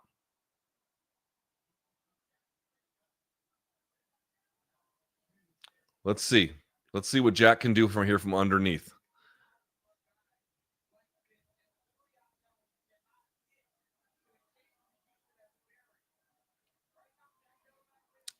So far, you're seeing Belal go for hammer fists, short elbows, the kind of thing that's possible in this scenario. But there's just not terribly meaningful ground and pound. But if you're Jack, you got to get an underhook and you got to stand it, man. He's flat on his back. I mean, there's no offense flat on your back. None. You got to get to a side. So what did he do here? Oh, giggler sweep, right? No, lever sweep. I didn't see. Great job by Jack. 2.5 minutes left. You better put it on him, brother. Man, Belal, dude, I tell you what, Belal's out there putting it on him a little bit here.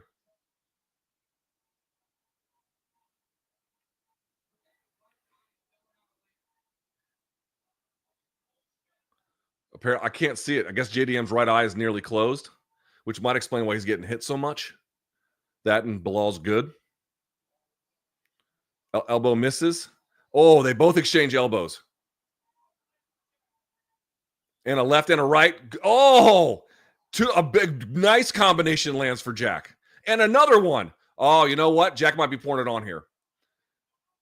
He might do something here. Oh, left hook. JDM is some flow. Oh, huge right hand for JDM. And he clinches. Less than 90 seconds to go. Man, Belal's face is a mess. But he's in this. He's clinching. Body shots for JDM. Keep the underhook. Keep your feet moving. Don't wear heavy on the underhook. He's going to try to run it. Why would you go for a ladder? JDM stands. You better stand. Stand. Oh, God. Why would you go for a takedown, dude? Why would you do that? Why would you do that? What the fuck is wrong with Australians in the 5th round in title fights going for unnecessary takedowns? Why would you do that? Steve Urseg is what I'm referencing, UFC 301. He's trying to, he stands here. All right, Belal didn't get much from it, but he's still pressuring. Let's see. Harai Goshi threatens him off. Knee. Let's see what he does here. Oh, they both land. Oh, they look like shit. Belal is, JDM is starting to unload. He wobbles Belal. He's trying to be safe. He's trying to be safe. He's trying to be safe. Oh, dude, he's unloading on Belal. Yeah, he's trying to play it safe. Here we go. You might see him. Okay.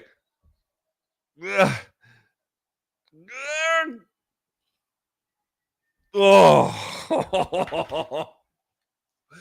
I think JDM won that. Wow. By the way, great fight. I mean, not the best fight you've ever seen, but good fight. Told y'all, sneaky good chance. Told y'all. Sneaky good chance. Not bad. Not bad. Not bad. All right. Nobody scored that for Belal, did they?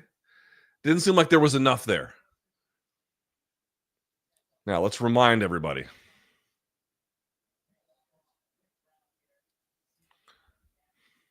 Remember, post-fight show comes next, everybody. Look at this. Look at the ticker tape here. Post-fight show comes next. Boom. Oh, that knee was much better than I thought it was. I thought that knee was grazing. No, that knee didn't graze. That was awesome. Fucking well-timed takedown. Oh, man. Boom on that right hand. Misses. Let's see. Tries to run a knee tap and gets fucking almost lateral dropped for it. Boom, boom, boom, boom, boom, boom. JDM in that flow state. Belal doing what he can. Not a bad fight, boys and girls. Not a bad fight. Not by any stretch.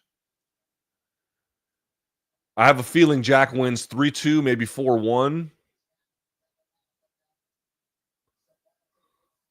Craig Jones looks nonplussed one way or the other. All right, here we go. Here we go. Tough fight, man. Tough fight. All right, here we go.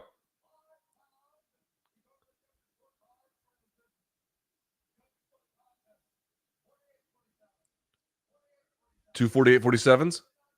49-46. Got to be JDM. And new. There it is. Jack Della Maddalena is the welterweight champion of the world. Well, there goes Islam and Ilya.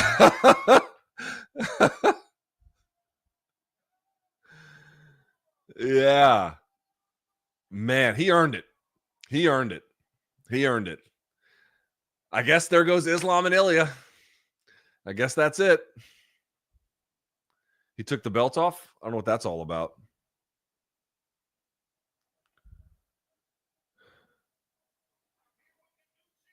All right, let's hear what JDM says. Stick around for the post-fight show, boys. We got a lot to talk about. Contender series to world champ.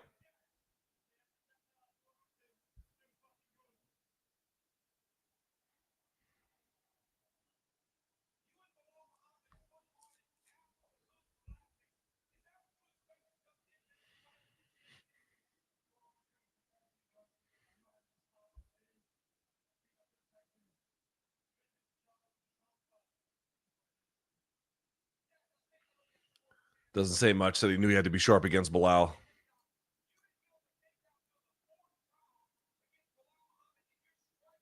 Boom. Look at that knee.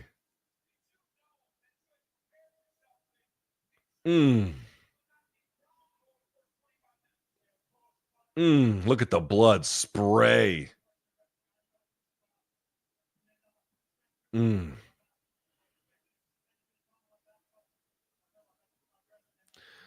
JDM's grappling got so much better. So much better.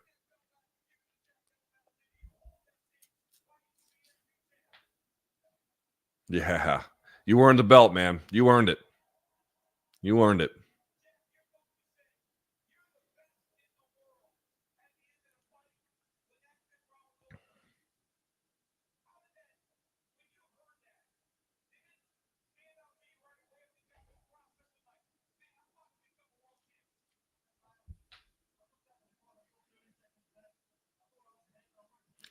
I think DC stumbled on that last question. I think he lost his train of thought. He was like, how did it feel to hear the thingy?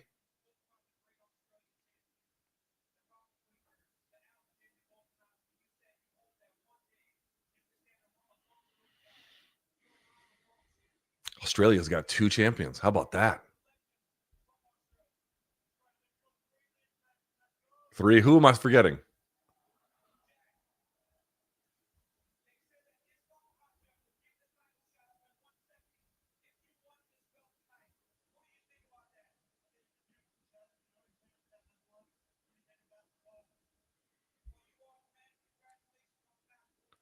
All right, let's hear from Belal if we can. I don't know if he's still in the cage or not.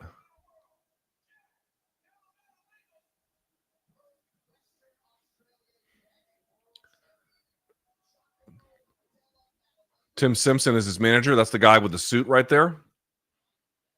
It's manager to Izzy, manager to Alexander, manager to a bunch of guys.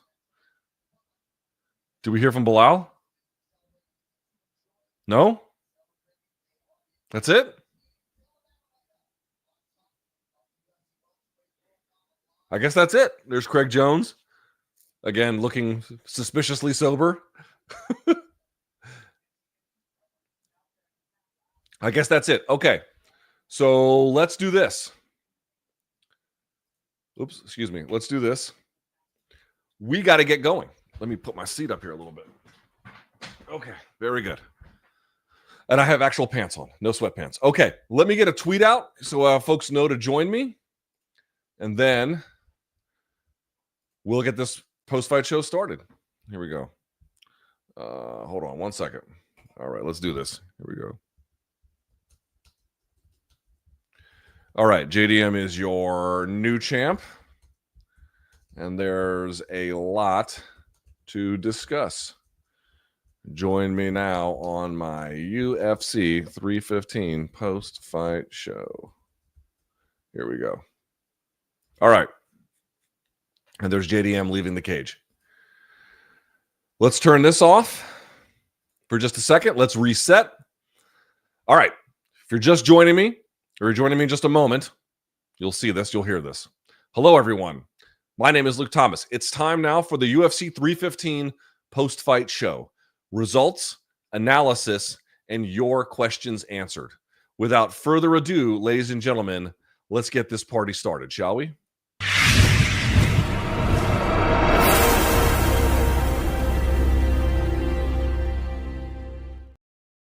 All right, I want to remind everyone, of course, here we go. We did a bunch of tape study on my Substack. This is the QR code to my Substack.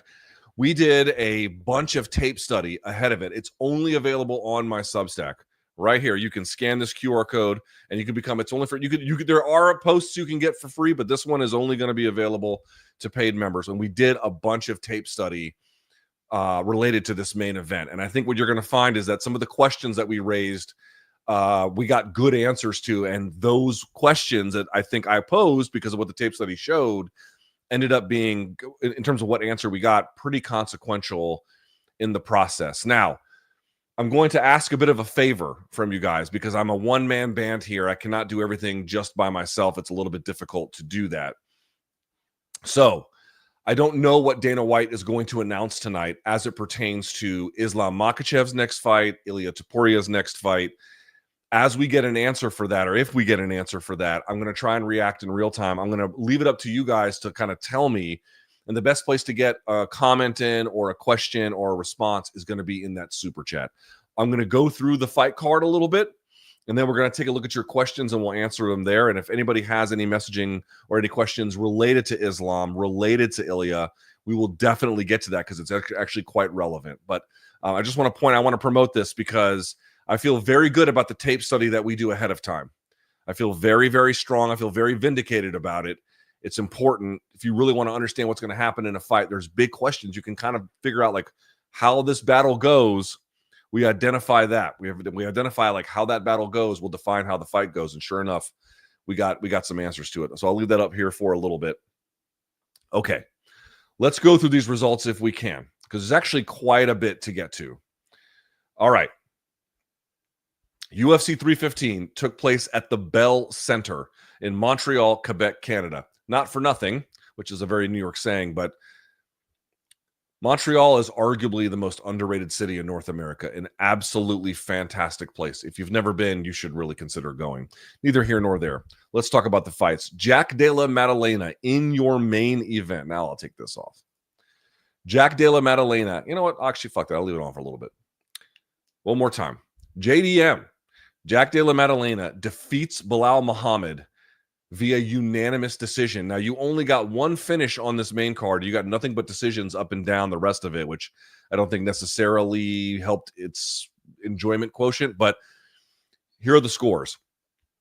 248-47s and 149-46. We'll look at some of the numbers a little bit later, and we'll take a look at some of the weight classes. Excuse me, not weight classes. What am I saying? We'll take a look at some of the, here, let me pull this up from UFC.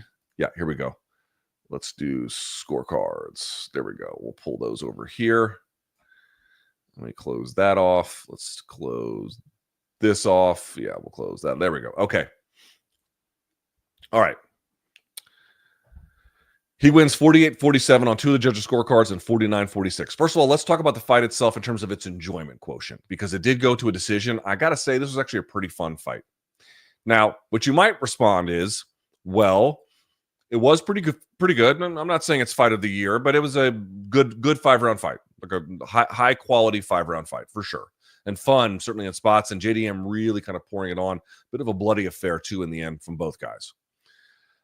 You might respond that the reason why it was good, the reason why it was fun, was solely due to JDM being resistant in large part to the takedown pressure of Belal. And I would agree with that in large part. I would also say that Muhammad's ability to at least keep Jack honest on the feet and score on occasion, and maybe, still at least around from him, is also pretty commendable.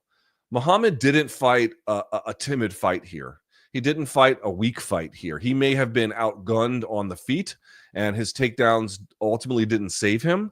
but he put the pressure when he needed to for the most part. At least he tried at a bare minimum, and exchanged with Jack for long stretches of this bout, took his lumps and kind of kept coming.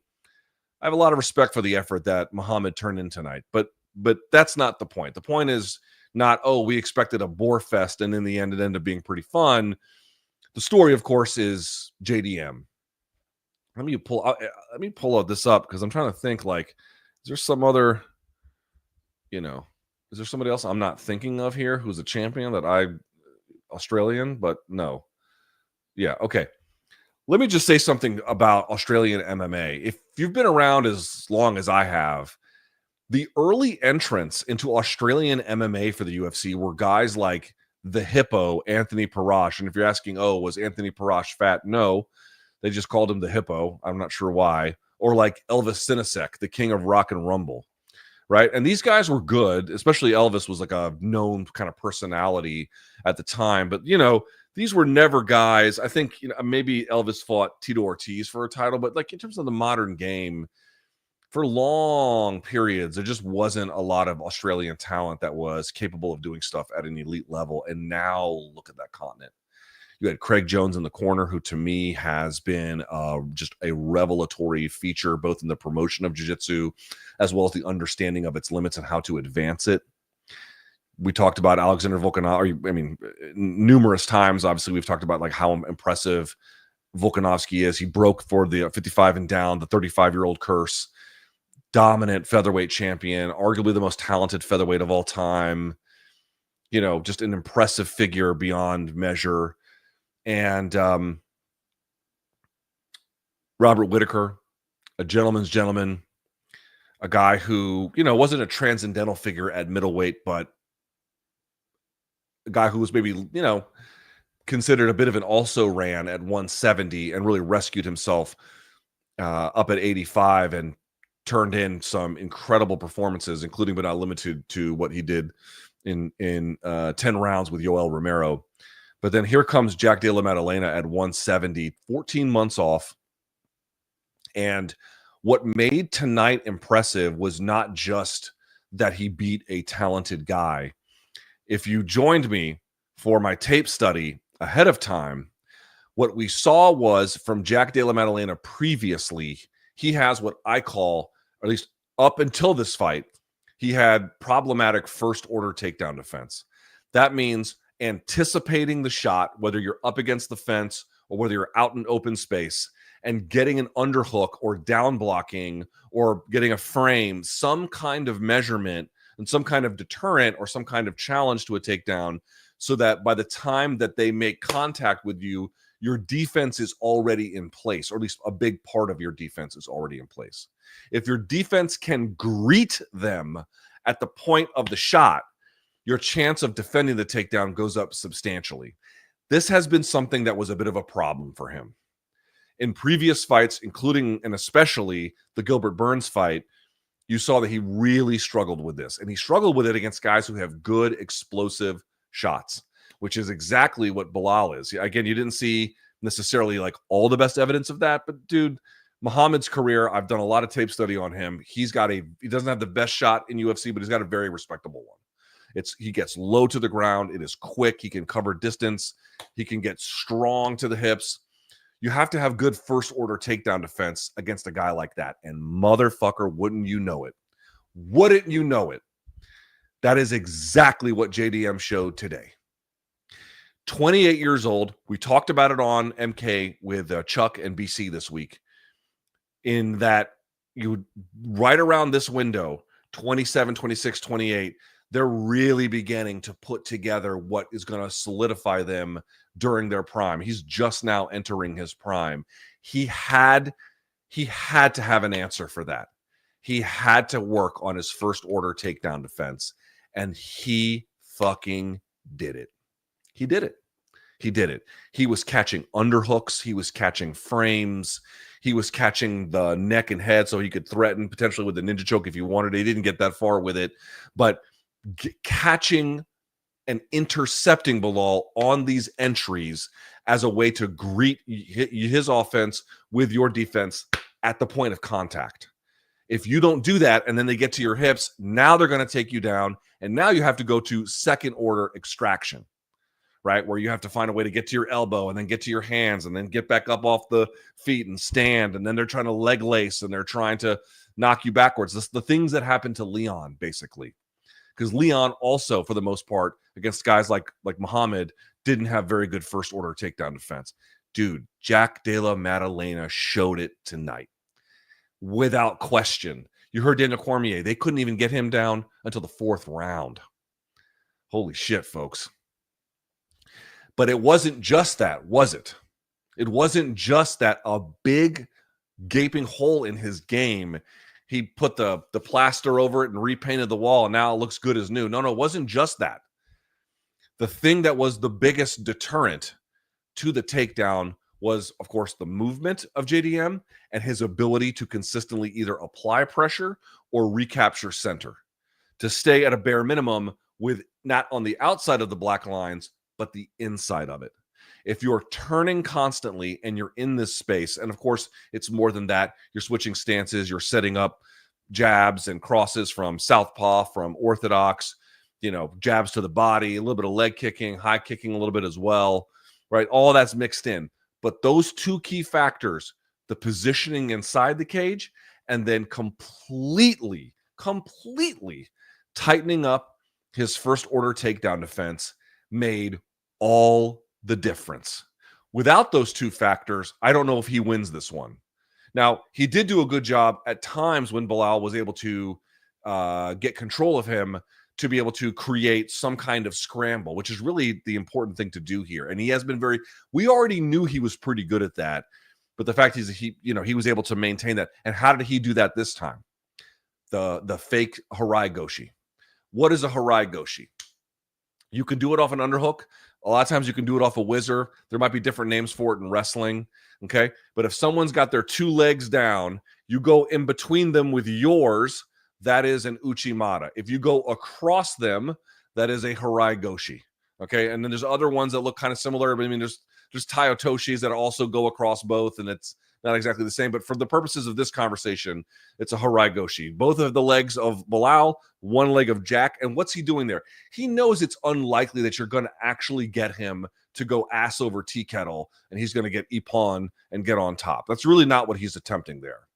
What he's attempting is just to create space, to create an angle, to make Belal move and reset his balance just enough to harass his balance so that he could then turn back in. He can get an underhook, he can get a frame, he can get an elbow, something along those lines. First time he tried it, didn't do well. Second, I think the third time he tried it, it went very well for him.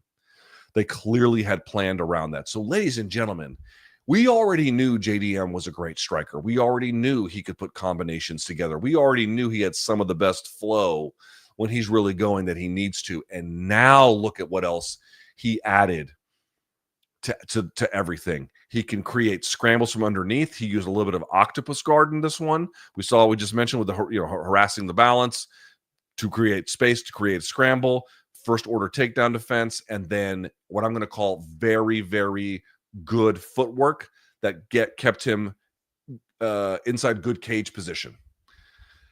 And not a moment too soon, because unless I hear differently, here comes Islam Makhachev, here comes Sean Brady, maybe even to an extent, here comes Joaquin Buckley. Joaquin Buckley's not necessarily a dominant wrestler in that way, but he can mix it up if he needs to, and you certainly cannot discount his ability to do that. For JDM to show these skills at this time, right on fucking time.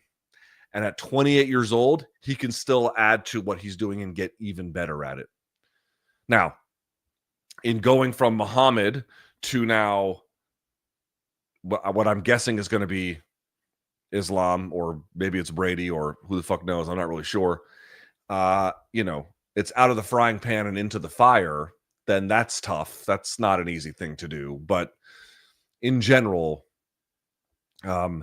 he is developing all the right things he needs at exactly the time in which he needs it. And it lifted him here tonight, and it potentially could change the future of his career based on just how ready all of it looked. Dude, that fucking guy looked absolutely ready for everything that Muhammad could throw at him. And Muhammad threw a lot at him. But at least in terms of the grappling, compare that performance to what happened to Edwards.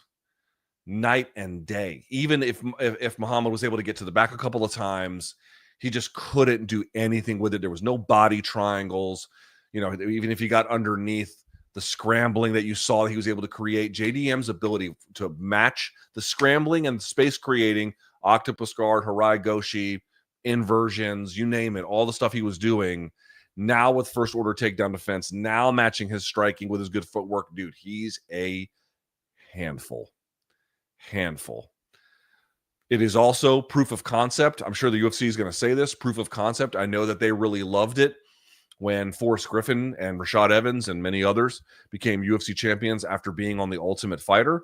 Obviously, JDM won't be the first guy who came out of Contender Series and got a title. Sean O'Malley did that, but it's more proof of concept that at least the UFC is going to say that anyway. That and to an extent, of course, it is. I don't want to take that away. There's a lot of the signal to noise ratio could be better, but anyway, it's proof of concept for Dana White and the Contender Series that this guy comes out of it and he ends up becoming a champion. But JDM had everything he needed tonight. And I'm talking about all the things he needed defensively. We should talk about what he had offensively. Man, his ability, it took him a little bit to not exactly crack the code, but it took him a little bit to find all the openings that he needed. He got away from some of the things, like the jabs to the body early were great, and then he kind of got away from them, and I thought that was going to be a little bit more important. He didn't throw as many uppercuts as I thought he would, which was kind of interesting. But his ability to create a pattern, hey, when I'm in southpaw and I go like this, and then the left hand comes behind it, you just think, okay, so that's what he's setting up. And then he'll go back to that stance, and then something else, even though it looks like that's what you need to expect, and he can break those patterns and then set a new pattern and a new pattern and a new pattern off all the same entries, or at least what looks like the same starting point of the attack. And, Muhammad wore the damage well, but man, JDM can just find that shit. It is very, very clever how many keys he has to unlock all the different doors. And this was a Muhammad that I thought was hittable, in part because of the pressure he was putting on, but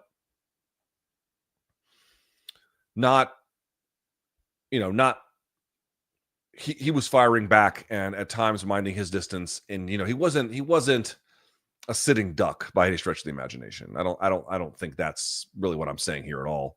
But in any case, JDM, let's look at some of these numbers. You know what? I'm sitting here just jibber jabbering. Let's look at some of these numbers here if we can.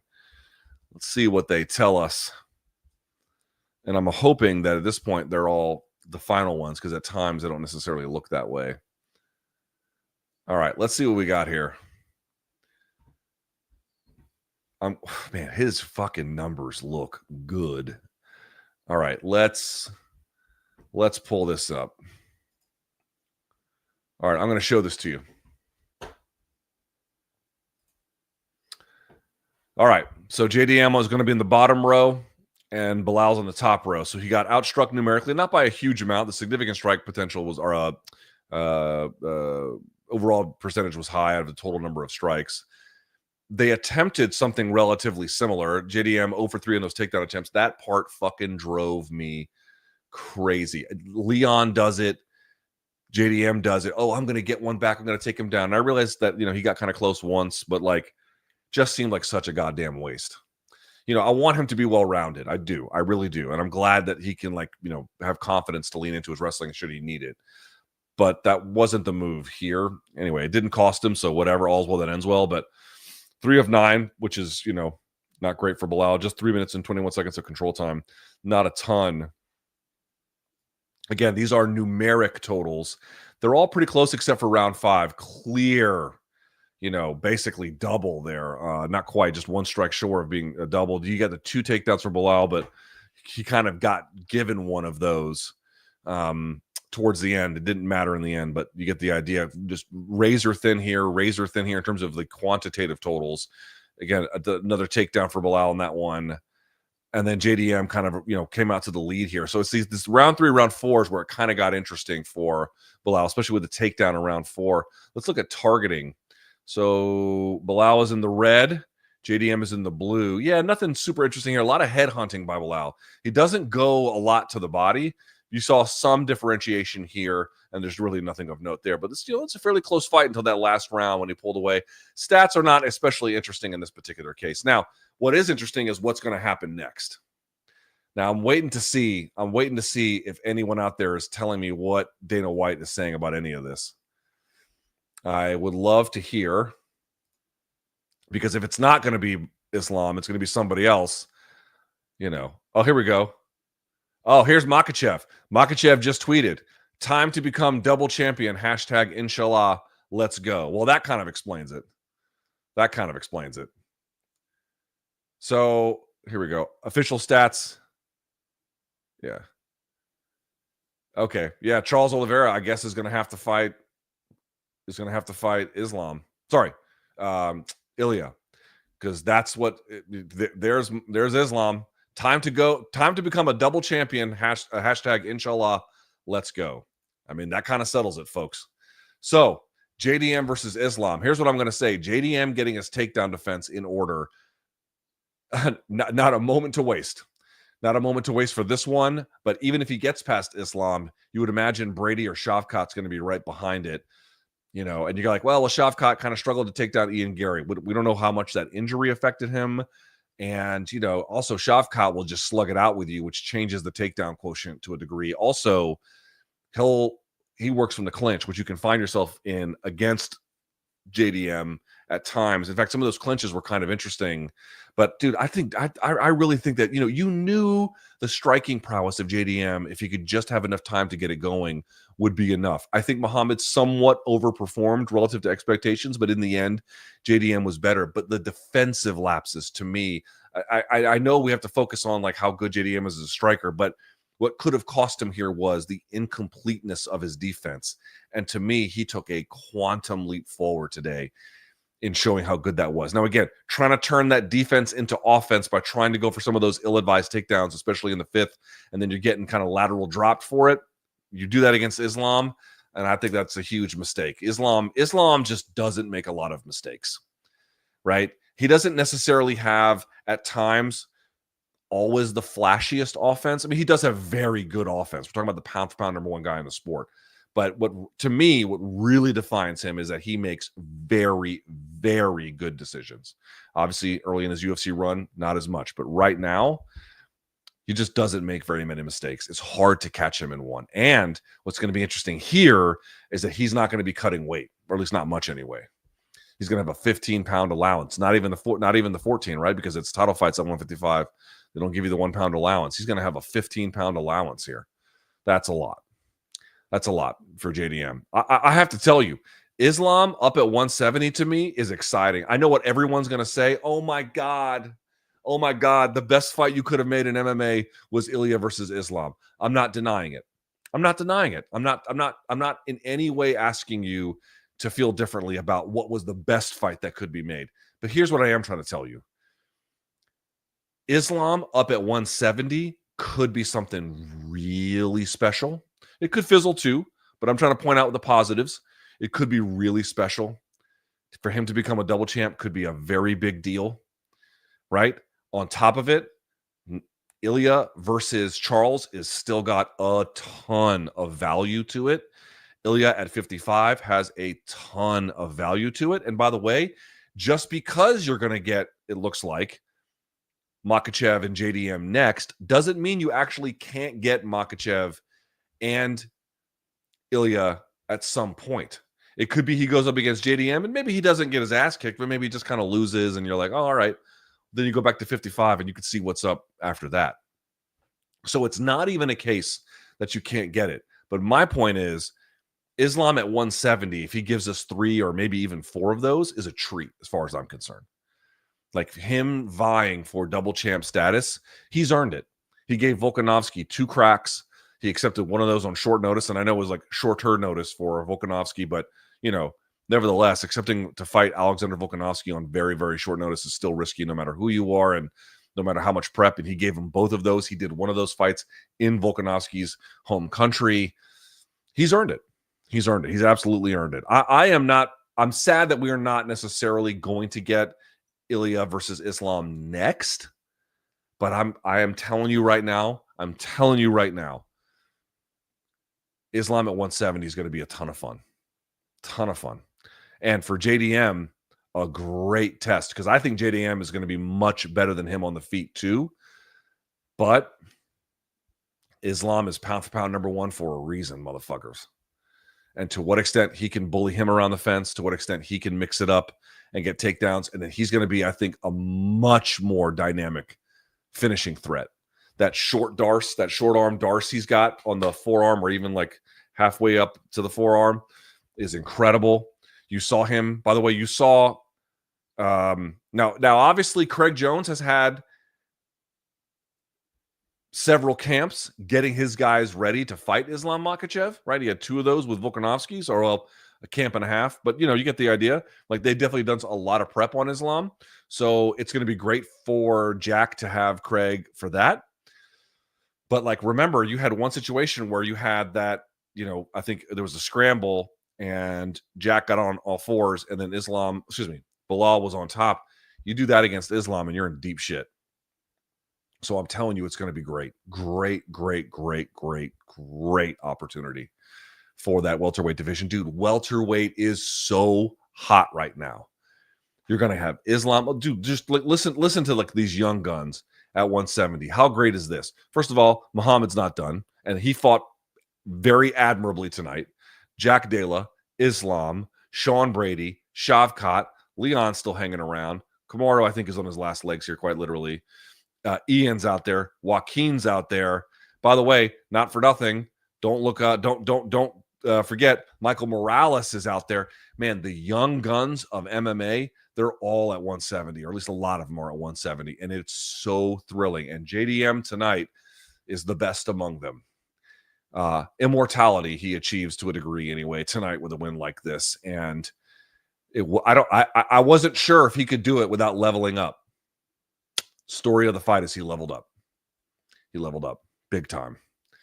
And it makes the future of 170 either him as champion or not. Hard to say how it's going to go. But with a murderer's row like that, it's going to be electric. Electric. Make no mistake about that. All right. Let's talk about that co-main, which I'm not going to spend a ton of time on. I really want to focus my attention on this main event, and then Ilya, Islam, and the like. I will touch on it because it does deserve to be discussed here, but I won't spend a ton of time on it. Valentina Shevchenko defeating Manon Fiorot, 48-47 across the board. I think that's probably the right call. Fiorot had a terrible first round. She got her nose busted up. She was walking into everything. Shevchenko had her number, really well timed, really understood the assignment. But credit to Fiorot, she rallied herself and found a way to lance in off of the dip jab, right? So she dip off this to the side and underneath. She got the jab up and then would use that to then bully into the clinch. And to the clinch, she would fire knees. Let's look at some of the math here on this one, if I can. Where is that? Excuse me. Again, I'm not going to spend a ton of time with Jesus. They didn't land much. 72 strikes for Shevchenko, 71 numerically for Fiorot. Again, quantitative, not qualitative totals. 2 for 9 for Valentina Shevchenko, 1 of 12 for Manon Fiorot. Where did she get the 1, Fiorot? She got it in round 2. Yeah, got 2 minutes of control time. Fiorot was resilient ultimately in the end and kind of crafty and taking some of that. And I think in the end was beginning to really push Shevchenko around a little bit in that 5th. But just had a hard time landing anything meaningful for the most part. The knees in the body were nice. Some jabs on occasion were nice. But the kicking game mostly cost her because she got taken down off of it. She did show pretty good takedown defense, obviously. Making Shevchenko go 2 for 9, and even one of the ones you got, you couldn't even hold. It's pretty admirable. But what I would say is Shevchenko showing great veteran experience, more well-rounded, strong first round, and able to intercept pressure, able to stuff takedowns for the most part, wear whatever. Fiorot could only just kind of do, either busy work or like modified busy work. Not that interesting of the offense. I give her credit for hanging in there. I give her credit for taking 2 rounds. I give her credit for pouring it on late, and I give her credit for rallying after a terrible first round. Not a 10-8 first round, but a bad one. But other than that, you know what? It was kind of funny. The main event went about what I thought it could have gone. I said I was cautiously optimistic about how it could have gone, and I think more or less I feel that it went okay. It went well. It was good. But I wasn't sure if JDM could win. I took a flyer on him on Wednesday's MK, but I didn't know how this was going to go. But this one I felt like Fiorot was really going to win because she had really good takedown defense, and I thought she was going to be able to dictate the terms of the strikes at range, and she just couldn't. It wasn't really there for her. Some of these numbers are anemic from both of them, to be perfectly honest. Yeah, the most amount of strikes either of them landed in all 5 rounds was 19. Not a lot. Not a lot. Not a lot to be said for that. However, if you're Shevchenko, the win streak is simply remarkable at this point. I mean, what else can be said? She is 37 years old. She just turned 37 in March. I mean, she had a decorated career. This is not even her first career in combat sports. She already had a great career in kickboxing. This is her second career. And she had the loss to Grasso at 285 in March of 2023. Obviously, the 2 losses to Nunes. And, the Carmouche fight, I haven't even seen on some fight back in C3 fights back in 2010. I don't know what that is. But it's a lot of green on her Wikipedia profile. To like win the Grasso trilogy, essentially. Well, I guess it's tied because they each have a win and a draw, but the draw is not supposed to be a draw. And then come back and defeat Fiorot, who I think, basically was the person to deserve this title opportunity. And then to come back and against them, but she's not like super young, but to be able to stay ahead of your peers when they have multiple cracks at you over many, many years is exceedingly difficult to do, and she's still doing it. It's quite remarkable. Very, very special. Folks were asking, is she the GOAT? The fact that she has the 2 losses to Nunes, to me, is not super disqualifying because Nunes is a little bit bigger, but Nunes has obviously an incredible resume. Cyborg has an incredible resume, also has remarkable longevity, and Shevchenko. So it's really maybe Nunes 1, and then you can sort out how Cyborg and Shevchenko go from there. You could put a dark horse in for Megumi Fujii, but I don't think she's in comparison of what you're seeing here. You're talking about one of the best fighters of all time, top 3 at worst, female fighter of all time, super well-rounded, super experienced, crafty, in shape, doesn't get tired, consummate professional. Winning is not accidental under those terms. Yeah. Winning is not accidental. And folks had asked what might be next. It does appear. I mean, I'm talking about this fight. I am hemorrhaging viewers. So I'll move on from this. But next fight is probably going to be the winner of Blanchfield and Barber. All right. Moving on. Ayman Zahabi defeating Jose Aldo 29-28, I think was the right call. I thought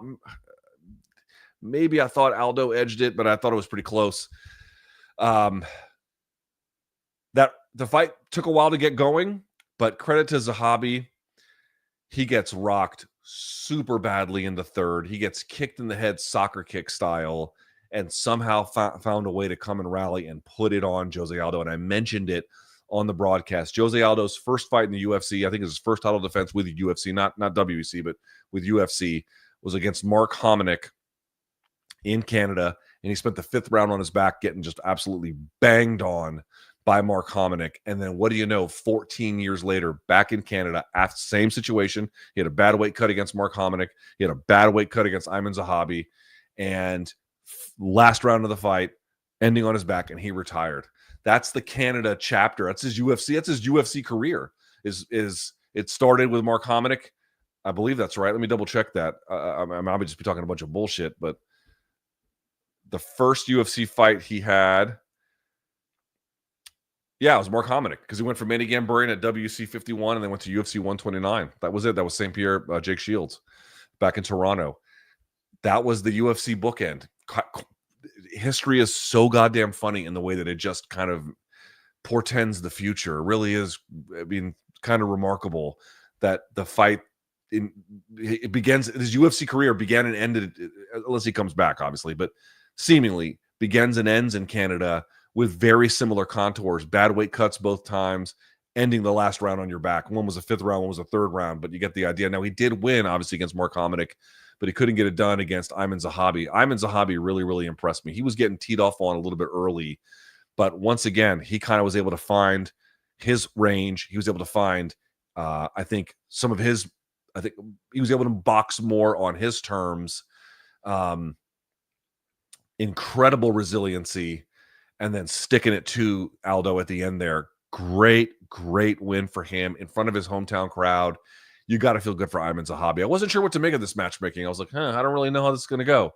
And I think that fight ended up being one of the better versions of what it could have been. So I really give him a ton of credit. But of course, the bigger story is that Jose Aldo has now retired. Now, he might come back. You know, we all know MMA retirements don't seem to last. We already got one before, and now who the hell knows what we're going to get here. But I don't know, man. I really hope this one sticks. Ayman Zahabi has really gotten better. Credit to him. He fought with a ton of bravery against very difficult circumstances. But I don't think it's unfair to necessarily say Jose Aldo would have beaten a guy like that in his prime. I think, you know, maybe not relatively easily, but without necessarily a ton of controversy. Let's put it that way. And now he's struggling to make weight. And granted, it was bantamweight, not featherweight, but still, you know, and he's getting older. He's taking a ton of damage at this point, and he's losing to guys that he just never would have lost to, I think, you know, in and around his prime. You know, what's really the point anymore? If you can't do the big things that you want to do, yeah, you can do the Jim Miller route, and you can just be somebody who wants to compete as late as you possibly can into your athletic life, and that's totally commendable. But I don't know if, I mean, you know, Jim Miller was never a UFC champion, and certainly was never the very best guy, or arguably the very best guy in his weight class. Jose Aldo was, or is. It's different. It's different. And I'll tell you honestly, I'm kind of relieved. I've thought he's taken a ton of damage over the years. Even just that Petr Yan fight, he took a fuck ton of damage. Getting stopped twice by Max, and like, you know, yeah, it was just one shot against Conor, but you know, the cumulative weight of these things is enormous. And I don't know. I'm happy to see him ride off into the sunset. You might be asking what the legacy is. We kind of know already in the UFC Hall of Fame. You can make an argument that he is not the most talented featherweight. I think you could say like the updated kind of version. You know, he's Schwarzenegger, and to an extent, Volkanovski is the T-1000, you know, so it's kind of a different thing. But in some ways, the Schwarzenegger Terminator is more iconic and represents the brand more, you know. I think that's kind of how I feel about Jose. The length of his winning streak, it's not to say you can't make an argument for him as the greatest of all time at featherweight. But what I would say is, even if you want to make that argument, I still think that the updated game of Volkanovski kind of puts him a little bit ahead in a different space, but doesn't matter. One of the very best MMA fighters of all time, one of the very best forms of takedown defense you'll ever see. He was vastly ahead of his peers at the time. An athletic dynamo, a guy who had beaten Cabrinho, in pure jiu-jitsu. Just a dynamite athlete, A-plus athlete, fucking in his peak, phenomenal, historic leg kicker. There's so many parts of what he contributed to MMA that just made it better. And he inspired other people, and he showed what was possible. Like, he made people understand you don't have to have a wrestling background to have dynamite takedown defense. Like, things we just take for granted now, people had to be the first people to like prove that. And St. Pierre had good takedown defense and good takedowns. But, you know, Jose Aldo was the kind of guy who, in terms of pure takedown defense, I remember I had pure wrestlers watch him being like, holy shit, he's good. Like, they couldn't believe it. Like, somebody has to be the guy that shows what's possible. And what makes Aldo stand out in the history books is he showed what was possible. He made you reimagine MMA, or at least various components of it, contexts of it, values of it. He made you reimagine it. That I can pay almost no higher compliment than that. That's a very, very special, rare, difficult thing to do, you know? And he did that. I really hope this is the end, which I say in relief. You had Rory McDonald this week doing a UFC Q&A, and people were like, hey, do you want to come back? And his answer was, I'm just not that guy anymore. And I saw people being like, oh, that's sad. No, it's not. There's not a fucking thing sad about it. Dude, that's a healed man. It's a healed man. He doesn't have violence in his heart anymore. That's okay. You're not really supposed to have that in your heart forever. Like, the goal of the fight game is to take that violence in your heart and to achieve great things and make a lot of money for yourself and for your future. But once you do that, the point is to then heal and then become something different, something evolved. It's not to say that, you don't look back on it fondly, what you did, or that, whatever, there's any kind of number of broad considerations about it. But it's completely okay to go into that next stage, especially when you're ready. Jose Aldo, like these, even if he had beaten Ayman Zahabi tonight, what was that going to add to his resume? Yes, another win late in your career. You'd be like, wow, how impressive is it that he's winning this late? But in terms of and again, it sounds like I'm being demeaning to Ayman Zahabi. I am not. I promise I'm not. It was very impressive what he turned in. But given the very best wins that Aldo has, what would tonight have added? And the answer is he's a good fighter, but it wouldn't add necessarily much. And look at the damage he's taken, and he couldn't even get it done, and he's fucking himself up with this weight cut. Ceasefire. I've had enough, and I hope that this is the end for his sake and ours, to be perfectly honest. All right. Down the line, Natalia Silva defeating Alexa Grasso 30-27 across the board. Boys and girls.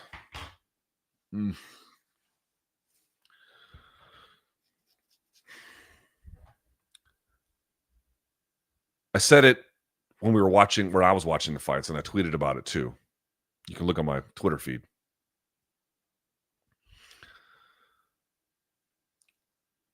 If you are in the big cage in the UFC, if you're a UFC fighter and you're in the big cage and you cannot successfully, or at a bare minimum, at least consistently enough, determine the distance between yourself and your opponent, right? And you can't spatially orient your opponent either back to the fence or, at a bare minimum, steer them in a direction, right? In other words, you're at the mercy of their orbiting and you can't meaningfully steer that. You can't fucking win. I mean, yeah, you can. You could get lucky and land one of those, and maybe you get your hand raised. There's a couple of exceptions that prove the rule, but basically, you can't win. Sure enough, Grasso is in a tough spot, and I said on MK, and I stand by it. Again, I thought Fiorot was going to win, and she didn't. So you can't get them all right, but I thought that what I saw in the trilogy with Shevchenko was deterioration in skill. To what extent that was going to apply to the stand-up, I don't know, but to me, it seems here. I think something's affecting her competitiveness. I don't know what it is. Is she afraid of something? I don't know. And not like, oh, I'm scared of this person, but like failure maybe, or certain contexts or situations, or I don't know. But dude, if you can't cage cut and you can't manage the range between yourself and your opponent, and the fight takes place on the feet, how can you possibly win? And honestly, if you're at this stage of your career where you've already been champion and you're still relatively young, how old is Alexa Grasso? Just 31. She'll be 32 in August. She's still in her prime. Dude, she's still in her prime and she's fighting like this. Bad sign. She has something to adjust here. These are foundational requirements for elite success. Yeah, you can fight some fucking donks and you don't have to do that because they might just bring the fight to you, and they're not mindful of where to be, and they don't use their feet very well and whatever. Yeah, you can beat donks doing that. You cannot beat good fighters doing that. You cannot. It cannot be done. You have to be able, ideally you have to solve for both problems, but at a bare minimum you have to solve for one of them. At a bare minimum. Dude, where a fight takes place and in the relationship to that opponent and the distance between them, it is everything. It is everything. If you can't manage it, you can't beat good fighters. Simple. Simple as that. Can't state it any more plainly than that. If you want to beat good fighters on the feet, I mean, obviously you're going to take them down. It's different. But even then, you still have to manage the distance. You have to solve for one or both of them, and ideally both of them. And she didn't even have any attempt at that. And at the commentary booth, I thought was pretty good tonight. I thought DC and not well, Annex was good, but Cruz were pretty good tonight. I disagreed with them on this point. They're like, oh, she needs to like make it ugly. Okay, that might help a little. The reason why she was able to land in that one sequence, I think it was like round 2 maybe, was not because she was like flurrying, although a little bit of that was playing a role. It was because Silva's back was up against the fence. So she can't lean to get out of the way. She can only escape laterally, which makes it easier to crowd her, right? She's more predictably within spatial guidelines. And then more to the point, Grasso was able to get closer to her.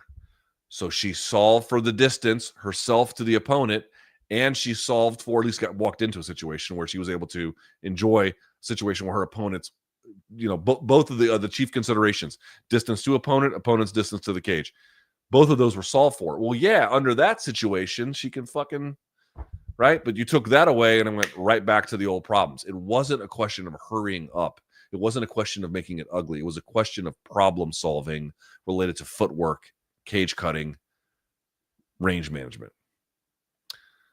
Yeah, you can't beat good fighters that way. Last but not least, Benoit Saint Denis defeats Kyle Prepolek via arm triangle choke at 2:33 of round 2. I'll say this, Prepolek was overmatched, but BSD, he got the job done, and the finish was nice. So he gets him into turtle, and you can see BSD is trying to move to his left. So Prepolek rolls to his back to like intercept him so he doesn't like get into a worse position. And BSD reads it. So as Prepolek is turning, before he can get turned over, BSD intercepts him with his head. And so that way he catches the arm, Prepolek's arm behind him, and then he's able to get the head and arm triangle finish, right? So he intercepted the turn and got his arm as a consequence. So that was nice. That was nice. Dude, motherfucking BSD walks into punishment. Jesus. And this is like time to, dude, okay. This donk admitted he's been fighting a few camps with no coach. What the fuck decision is that? Dude, BSD is tough. He's very athletic. He's got a good ground game. He got landed on by Prepolek in both rounds unnecessarily because his head is ramrod straight. I don't know how far BSD can go, but if he doesn't clean that up, the answer is not very far. Dude, you just can't fight like this anymore. You can't make foundational errors and have like massive skill deficiencies of this kind and expect to win consistently or at a high level. You just can't fucking do it. You can't do it. So Prepolek was last minute. Dude, Joel Alvarez might have fucked BSD up tonight. That was the fight that we were supposed to get, and we didn't. And it's, it's unfortunate. We still got to finish, whatever. But I'm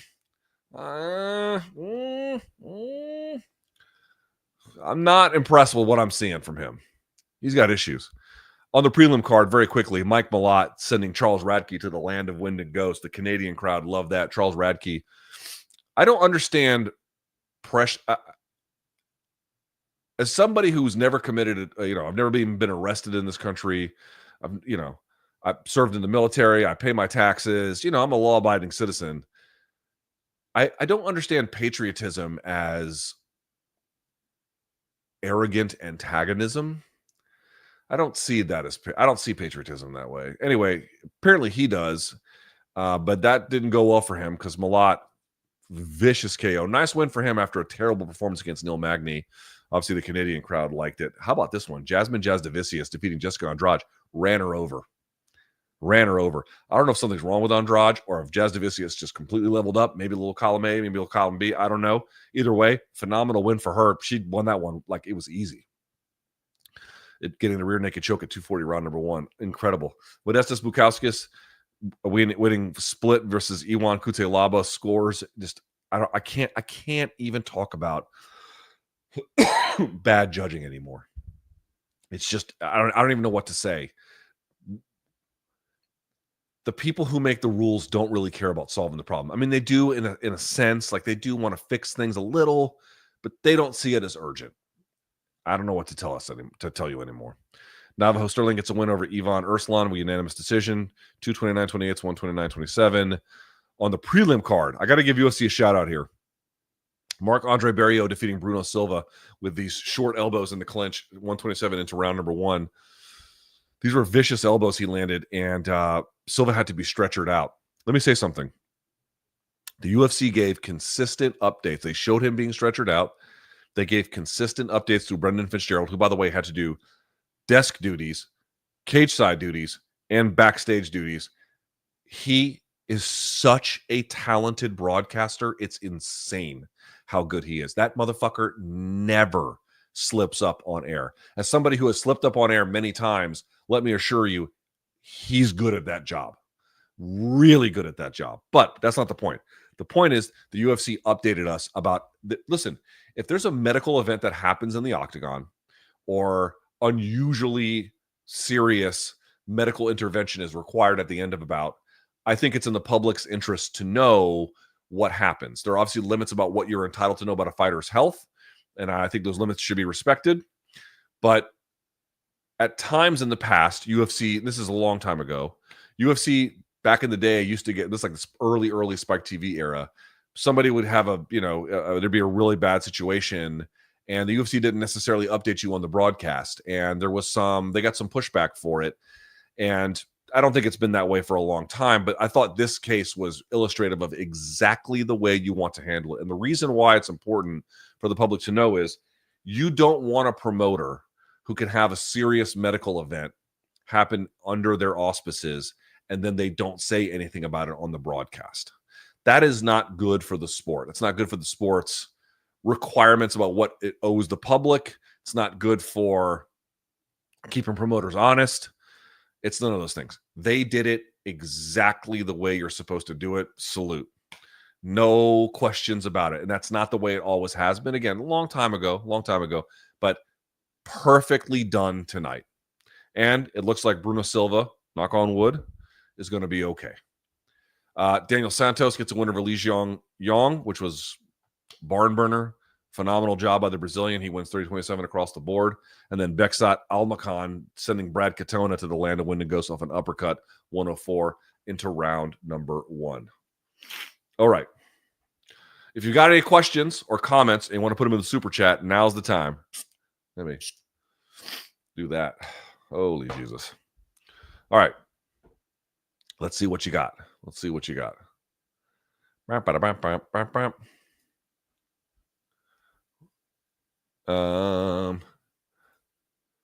How goddamn bad is Leon? Leon's not bad, but the question is not how bad is Leon. The question is how good is Belal and how good is JDM. So there you go. Craig is a cheat code against fence wrestlers. He has so many fucking answers for him. And he's had 2 camps, sort of, but time to prepare for Islam. That's going to help JDM big time. JDM is going to be your new champ. Belal is the finisher. That's going to always cost you, man. Belal dragging JDM to the deep end. This was probably asked before the conclusion of the bout. I think it happened the other way around in the end. One of the worst champions of all time in honesty. Belal, no. People say this. That means you haven't been watching the sport very long, because I can think of a lot that were worse. Same kind of question. Islam beats JDM, though. He might. That's what makes it exciting. Islam versus JDM. Book that shit. Who's taking Islam to win that outright? I can't wait. I can't wait to see Islam at 70. Most biased commentary I've ever heard. From me? I hope that's not the case. Tobias says, imagine how much of a problem Belal would be if he could break eggshells with his punches. Early JDM Islam, Topuria Rip, La Lenda. Oh my God. He went from like La Leyenda to Back to El Matador. Olives. All right. I'll favor JDM early, but I don't know. I mean, I might change my opinion between now and then. I think Topuria is going to fucking wreck Charles Oliveira. Ray says, daily reminder that Brady got TKO'd by Belal. Yeah, that's true. Has Brady shown everything to make you think that fight against a good striker would go any different? Kept on the feet, I don't think he beats JDM. Kept on the feet. But will he keep it on the feet? I don't know. JDM is a fucking savage. He sure is, brother. What a win. Matt says, clear win for JDM. Belal overrated or JDM underrated? No, JDM leveled up. JDM leveled up. A bit of both, I think. I don't think Muhammad's overrated. Belal impressed me with his striking, but unimpressed with overall performance. No. JDM leveled up. We went over this on the tape study. He leveled up. Belal's going to need another 10-fight win. He's not going to get a rematch. I mean, that's just not going to happen. It's just not going to happen. Rob says, do fighters possibly do these ill-advised fifth-round takedowns because they think they're far enough in front that they can stall out? I think that they get in their mind that they're like, oh, I'm going to turn the tide on you. I'm going to look how dominant I'm going to be. And then it's just, it's not rational thinking. Dave says, Islam retweet. Yeah, I saw. Meme of guy rubbing hands by a tree. Oh, yeah. Yeah, it's going to be sick, dude. I can't wait to see Islam at 70. David says, Dana always stands behind the winner of the belt. It's kind of a spoiler. Once you notice, you can't unsee it. Interesting. I did not notice that. That's interesting. Islam better get the double champ after all this BS. JDM is no easy fight. Just imagine going up after all this drama just to get beaten. That's what happened to Volk. JDM has some of the best MMA boxing I've seen. He has fantastic MMA boxing. Absolutely excellent. Pattern disruption, pattern setting. He's so freaking good. From a guy who got out-wrestled by Basel No Name. Dude, that Basel Hafez fight he took on short notice, and Basel Hafez is good. And by the way, JDM won that fight anyway. Okay, cool, writes. Really nice to see skill win versus relentless cardio and pressure sometimes. I agree. So true. Aussie. Let's go. Rossi says, JDM's grappling and Belal's striking so improved. Yeah, I think that's the right answer. 915 says, new champs, new matches, and contenders. Interesting. We lost one fight, at least for now, but I think we're going to get a bunch more as a consequence. Michael, welcome to the party, friend. Guy says, will the welterweight belt continue to cycle between JDM, Islam, Shavkat? Yes, it could it might play hot potato, where one guy gets it, then the next guy gets it, and there's just total parity at the top. Absolutely, that could happen. Absolutely. This gentleman writes, what the deuce is up with that fifth round bad brain thinking from top fighters? JDM here, Usyk, Pantoja, Shevchenko versus Grasso too. They get a little froggy. It doesn't do their interest very well. JDM has an underrated hard edge to him. He showed it in this fight. He kills Islam, to be honest. He can't handle the uppercuts. I guess we'll see. Hassam, welcome to the party. Killa says, we now get Olive versus Ilya for the lightweight title. Fuck yeah. And I think Topuria is going to steamroll him. Albert says, does Craig Jones rival the Dagestani's grappling IQ? Yes. JDM and Volk were able to suppress the grappling of Habib-trained fighters. They both trained by CJ. Yep. Craig Jones is a breath of fresh air. Kev says, a rare, both fighters fought pretty good main event title fight. I don't hate it for either guy. Both showed some good stuff. One guy just had to lose. I think that's right. That's right. Was it the best fight you've ever seen? No. But very good, high level, gritty. Can't complain. Harriet says, was a little verklempt when Aldo called it. His style pushed the sport forward. Agreed. Super exciting on the rise when lay and play was big. Lay and pray, was big. All-time great. So true. Proof. He was also proof. It wasn't just him, but like part of his era was proving the little guys could be interesting. Chops right. Jimmy Smith mentioned the reason people had longer reigns in the past is because guys got title shots earlier.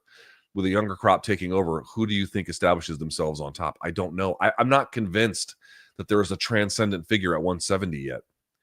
Like, don't it sounds like, oh, you're going to say JDM's losing his next fight. I think he might beat Islam, but, dude, look at the fucking murderer's row, man. I don't know, Craig Jones, Australia versus Dagestan is so fun. It's the best. I love it. Geronimo says, Luke, please tell me Islam's not getting the next title shot at welterweight. He's getting the next title shot at welterweight. Gran says, how much did the 35 rule come into play? No, Belal already broke it. And 170 is a tweener one anyway. So there's been a few instances of it. So it wouldn't be new today. Mike says, Islam already confirming via Twitter. Yeah, I did see that. Two Chanks. JDM landed 178 total strikes versus Belal. Izzy, Anderson, GSP, and Usman never landed that many strikes in a fight. Yeah, JDM is busy. Now, a lot of those are just touch, and then go. So it's not like they're all equally weighted or, he's got a real kind of feast or famine style of a rhythm disruption. But yes. Ray says, I reacted and called Belal the worst champion, but he tried his hardest and he's genuinely a good human being in my view. I just can't hate him. I think that's a fair read. Poodle says, JDM used the lead elbow to frame Poirier's shell to perfection. The high elbow block? A little bit of that maybe. Kept him safe in striking and gave him the underhook whenever he needed. Yeah, this maybe, not this.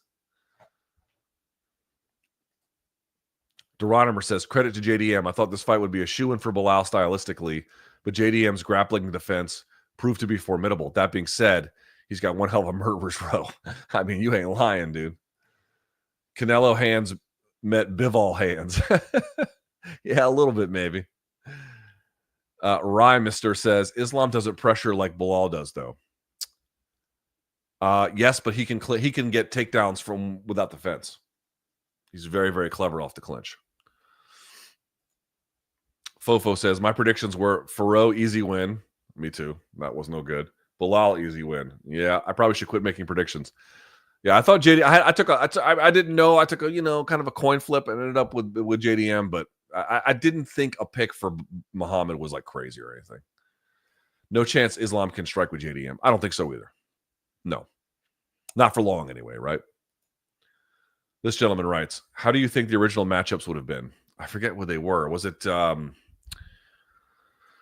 it Brady JDM or Brady Leon? No, it was Leon JDM. Right? JDM would have won that one. Yeah. Tori says, why do fans want fighters like Rory to unretire? It's sentimental. It's a little bit gross, but I understand it. Henry says, so do you think that for sure Islam will not fight Ilya anymore? No, that's not my point. Is it safe to say that this fight will make more money than Islam Maddalena fight? Yes. He could go back to 55 and just do it again. It's not out of the question. It becomes delayed or less likely now, but not impossible. Yusuf, welcome to the party. Luke, what do you think about the accusations Makhachev faces that he's ducking Ilya? Get the fuck out of here. A ridiculous charge. Reese says, you think Belal turned the fans to applause after this fun performance? I think they're still going to find a way to hate him, but maybe a little bit less so. Plus, he doesn't have the belt at the top of the division. They'll lighten up a little bit. Looking for details. Welcome, my friend. Henry says, if you could pick a current UFC fighter who has the potential to become a 3-division champ.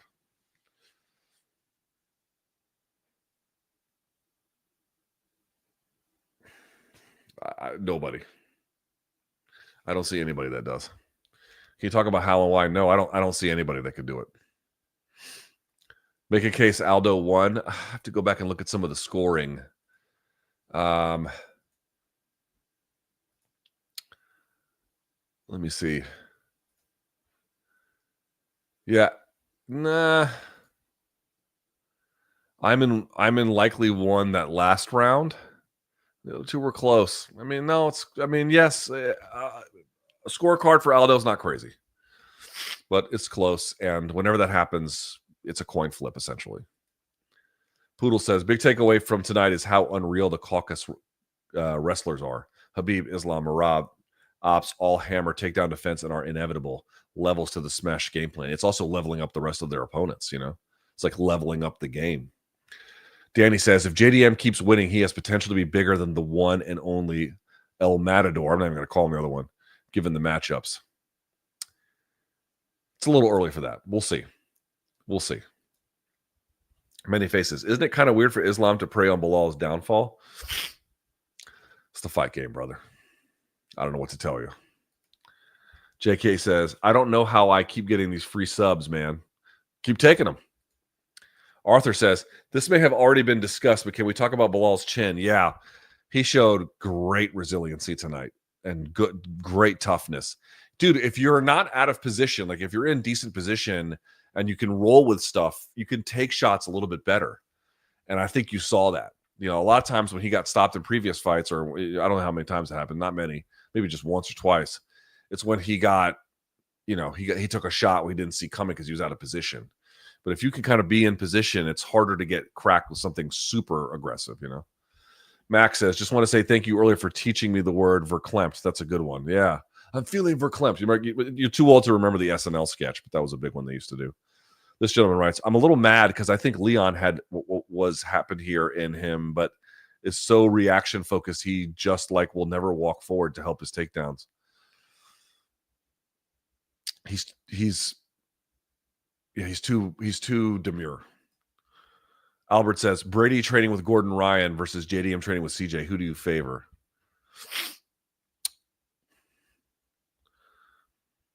It's not really the question. Gordon Ryan is not like a dominant takedown guy. You know, and I think you're going to need to be a dominant takedown guy if you're Brady to beat JDM. Vince says, what did Grasso do wrong? Will Silva be a problem in the future? She couldn't cage cut. She couldn't cage cut. And I think Natalia Silva, if she doesn't get a title shot from this, is like right behind. She can't cage cut. You have to be effectively, you have to know how to not follow.